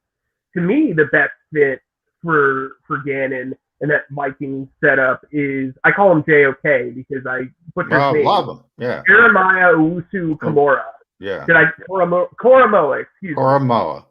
Owusu-Koramoah. If there was a trade back into the first round option on defense, he'd be a guy I'd look at. I'm not a big Notre Dame defense guy. Neither am I, but this guy is unbelievable. And people talk about positionless players on the back end in modern football. That's this guy. If that's what you want, go get that guy. I agree with you. I'd be happy with him at 12, to be honest. He's a strong safety playing will linebacker, and that's exactly what you want in this type of defense. You want to attack. You want a guy who can blitz. You want a guy who can make up ground quickly. Oh, and by the way, if they're playing a ton of zone, this dude can cover. This dude can really cover underneath route. So he's a guy who's really impressed me. We've seen the interview that went viral about his toughness and his mindset for Philly. I like that. I think that makes a lot of sense for them. I probably wouldn't take him at 12. No, neither would I. But I'm saying I think it would work out. I think he turns into a great player, and 2 years from now, nobody will care. But I agree with you. There's no way they're taking him. People are going to compare him to Buck Barron, I think, but he's way more talented. Yeah. But. Mike, no, you've written about it, but I want you to share with us here on Birds 365 your opinion on the Eagles' offseason moves, not the draft. That would be free agency. And to use a card-playing analogy, don't know if you're a card player or not, how he started the game as the short stack in free agency because the Eagles were behind the 8 ball because of the Carson Wentz dead cap money. So he didn't have the available chips to be able to play in certain hands. I think he's won some hands and done okay and upgraded the talent, seeing as he was short stacked comparing to the larger stacks. I'm giving him passing grades in free agency. How about yourself? Has he done enough? Is there still a bigger, better hand to be played here? What do you think about the Eagles in free agency so far this offseason? Well, I think it all revolves around the former Minnesota Cats, right? I mean, it's Anthony Harris and it's Eric Wilson. They're both upgrades over what they had last year at those positions. I think if Anthony Harris plays well, he could probably get a 2 or 3 year extension. And be that guy who eventually takes over for Rodney McLeod as the starting free safety. He's probably going to play strong safety this year. And either way, he helps kind of ease in Jonathan Gannon because he understands his lingo and so on and so forth. I think Eric Wilson's big. I thought that was a really good shot to take. He understands the defense. He's a guy who makes a lot of plays. I know he's not a very good run defender, but what this team lacked last year was turnovers. They had 8 combined turnovers, and Marcus Epps, who you've never heard of, led them with 2 interceptions. So I think that's the key here. I think they really like Alex Singleton. I think they really like what they have in those two players. If they can get something out of TJ Edwards, terrific. If they can get something out of the draft picks last year, whatever. I think that was the big signing. Joe Flacco, a lot of people are making a big deal about the money, but like realistically, it's not that big of a deal. It really isn't. I mean, next year they're going to have a lot of money. This is a situation where you're at least pushing Hurts without giving him the job, but you know he's going to get the job. In a lot of ways, QB competitions are, that scene in Wolf of Wall Street where Matthew McConaughey is like, it's like Fugazi, that's what.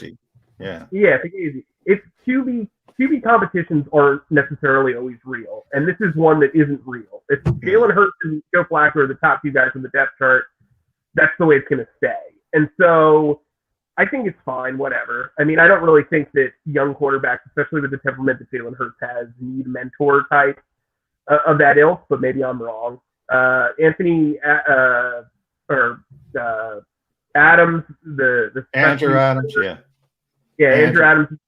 Andrew isn't a lock to make the team, but he can really help on special teams. They lost Rudy Ford, who, if you really paid attention to special teams last year, he was good, man. He was never out there, but when he was out there, he was the best. He was the best gunner in football. Well, Dave Fipp wouldn't let Cam Johnston punt over 45 yards when Rudy Ford wasn't in there. Yeah. Sounds ridiculous and self-sabotaging, but that's where it was. Yeah. And then, look, I think Jordan Howard's a shot in the dark. If he plays well, he plays well. He's not guaranteed to make the team. It's a who cares move. They're fine. I'd give him a B. Well, I want to piggyback off that because you're going corner in the first round of the draft for a good reason. And one of the reasons why they haven't addressed it in free agency. And, I thought maybe TJ Carey would be a fit. We mentioned with Jonathan Gannon, he just re-signed with the Colts. Steven Nelson, I think, is still out there. Gary Conley, maybe. Why, they brought in Jordan Howard. You never want to go into the draft and say, we need this position. And they need cornerback. That part, I agree with it. I mean, they need a cornerback.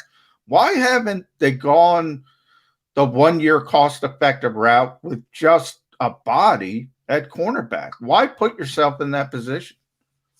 Well, I think if Steven Nelson's smart, he waits till after the draft because then he has more leverage and he can see what the competition's like at corner for other teams. But as far as Gary Conley, I'm not sure. I would have made that signing as an upside signing. The thing is, maybe the Eagles know that, one signing isn't enough. And so they're going to kind of go through the motions, see what they can do. And Steven Nelson will be there on day 2 of the draft if he's still a free agent. You can sign him once you've drafted Devonta Smith and made Jody very happy. So, that's basically what you can do, right? Technically, you have the option. I mean, maybe they have something worked out to where, look, we're going to take care of us, but if we don't get the guy we want in round 1, we're coming back to you. So, it's a leverage game, I think, for Steven Nelson. I think he wants legitimate money. I don't blame him. I think he's the best player on the market right now. And the Eagles have to be patient because they're forced to. That's what the cap situation has forced them to do. So they're changing up their outlook there. And look, I think you don't go into the draft forcing a need, but I guarantee you that there are at least 4 corners that they like in the top 37 who they think they can land one of those 4 guys. Michael, thank you for jumping out of the first round. Guilty as charged. Do this every single year. Yeah. The only thing we worry about is the first round leading up to the draft when we know there's going to be 6 more rounds afterwards. And by the way, the Eagles have 10 other picks in those rounds. So we underemphasize it and play catch up after the first round and start looking at everything else. In that vein, you talked about Ford and special teams and the like. We don't know what the Eagles' tenor is right now for special teams. New coaching staff, new potential ideas there, importance level of it is yet to be determined. Big part of it will be by the draft, guys who actually have skills in that way. Anybody who's not drafted in the first 3 rounds, you better be ready, willing, and able to help out on special teams and be able to contribute there. You got to guesstimate as to whether after the draft is over and done with, we'll say, wow, the Eagles really did emphasize special teams, or we didn't know coming in and we don't know going out?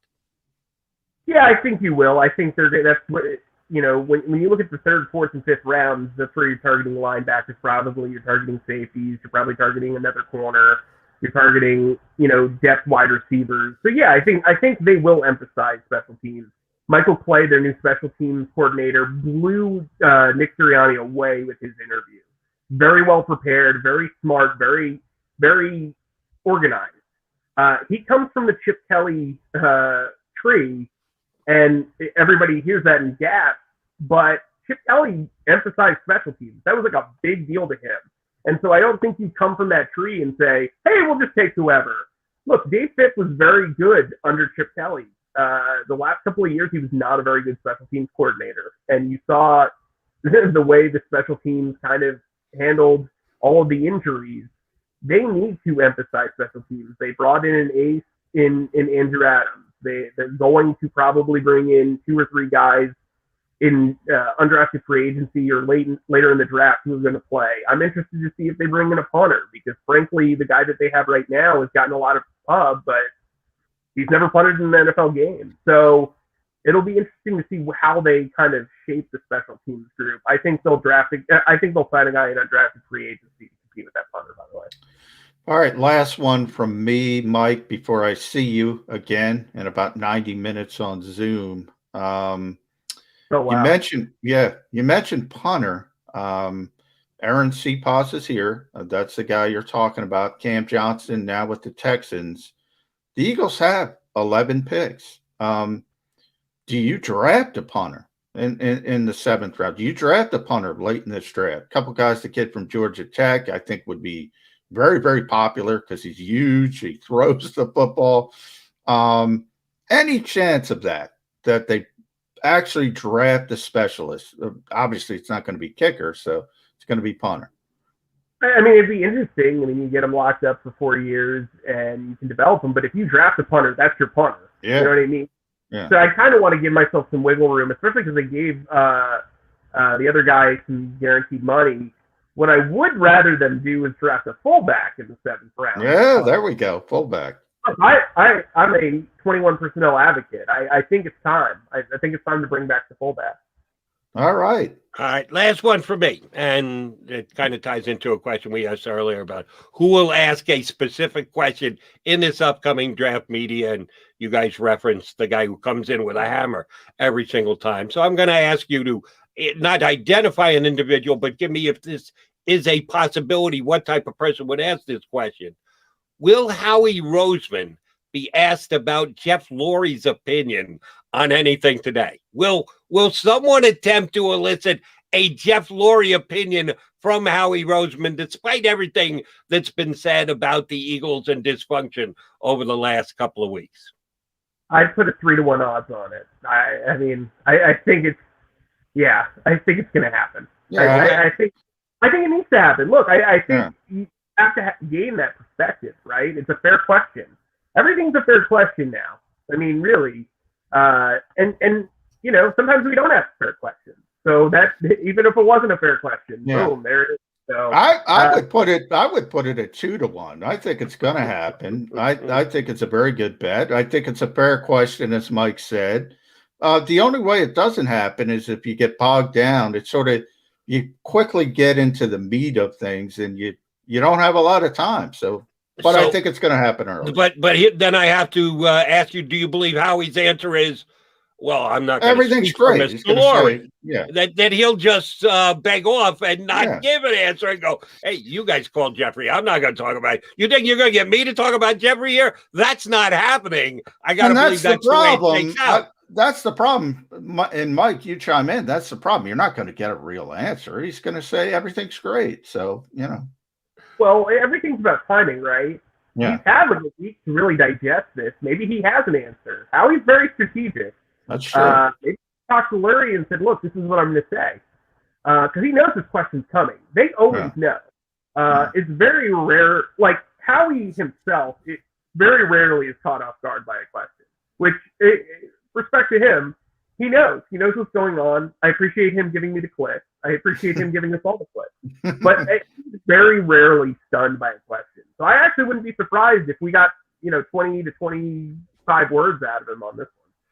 If there is a stunning question asked today, I'm putting my money either on Michael and or my partner, John McMullen. We'll have to tune in to find out. Michael, we appreciate you jumping aboard with us today. Good insight, brother. We'll be tapping into you plenty over the course of the year. Thanks for doing it today. Thanks, Mike. Michael Kaye from NJ.com. Here was on Birds 365. All right, quick timeout. Come back, put a bow on the show.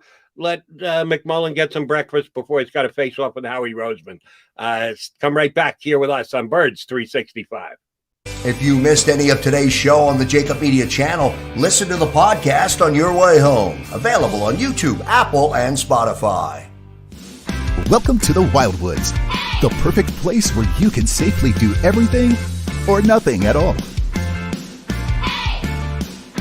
Catch a wave, take a nap, go for a drive, grab a bite.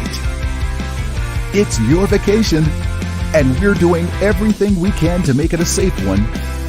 The Wildwoods. Your vacation, your way. The middle. So, bro, I know we're going to get on that, but I got to say happy birthdays to the kids in the stream. You know what I'm saying? We checking it out. Happy birthday to your kids, man. You know what I'm saying? Who? The kids, man. I'm watching the stream, man. What stream? It's double birthdays. You got to keep your eyes off that stream. Yeah, seriously. You have a conversation with the stream, and nobody has any idea what you're talking about. You got to give us a heads up. Get you hip to it. Because I gotta get you hip to it. No. We have no idea what you're talking about. So now we're in the middle of something, and it's like, whoa. Happy birthday. Happy birthday to who? I have no idea what's going on right now. I can just imagine people listening on Sports Map Radio just like, what did he just say? Who's he talking Action to? Real. Play Action Real. His son, Nick. Happy birthday, bro. All right. Now everybody's got a birthday. Joey B's daughter, 16 today. Yeah. Calling BS today. Seriously, this is like AC Green selling that he was a virgin back with Showtime. The Middle with Eitan Shander, Barrett Brooks, and Harry Mays. Weekdays from 11 a.m. to 1 p.m. Eastern. The International Brotherhood of Electrical Workers, Local Union 98, is a proud sponsor of The Labor Show with J. Doc and Krause every Saturday night from 6 till 8 p.m. IBEW Local 98's highly trained and superbly skilled electricians are the best in the business, setting the highest safety standards in the electrical industry. So when you're planning your next industrial, commercial, or residential project, choose an IBEW Local 98 union contractor. Learn more at ibew98.org.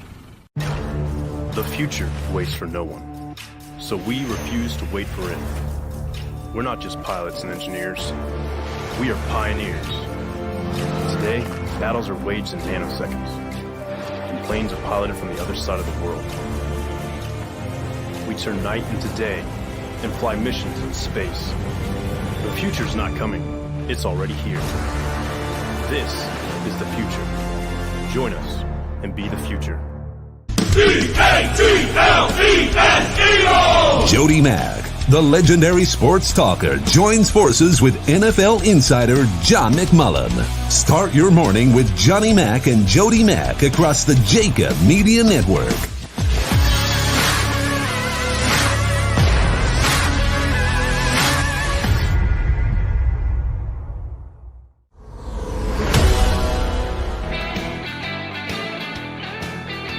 Damn, those 2 hours came and went pretty darn quickly. Running out of time here on Birds 365. A couple of notes before we do exit stage left.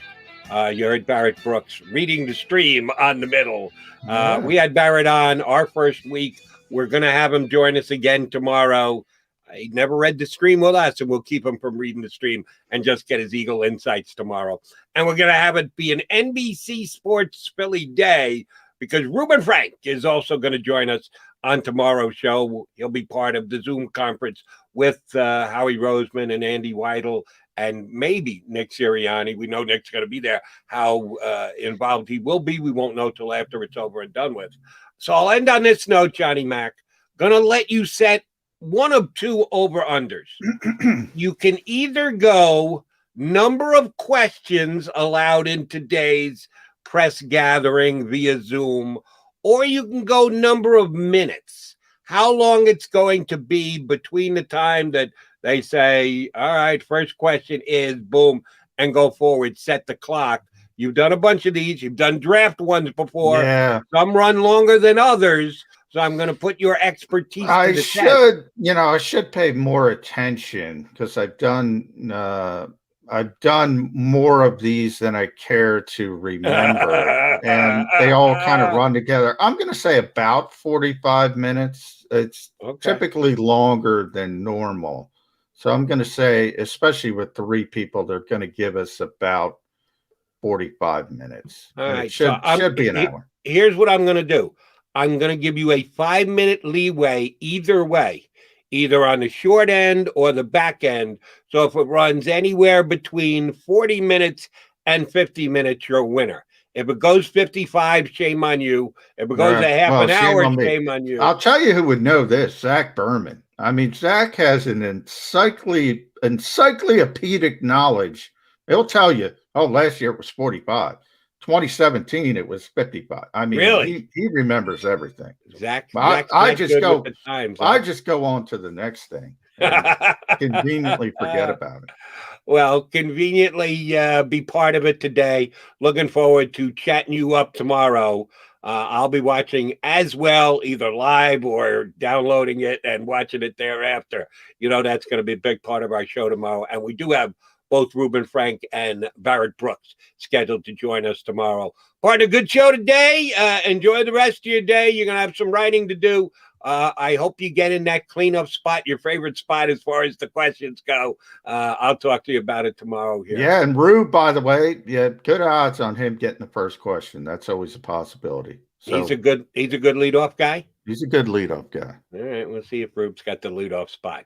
We'll be leading off your Birds Day tomorrow. That's 22 hours from now, right here on Birds 365. Talk to you tomorrow. If you missed any of today's show on the JAKIB Media channel, listen to the podcast on your way home. Available on YouTube, Apple, and Spotify.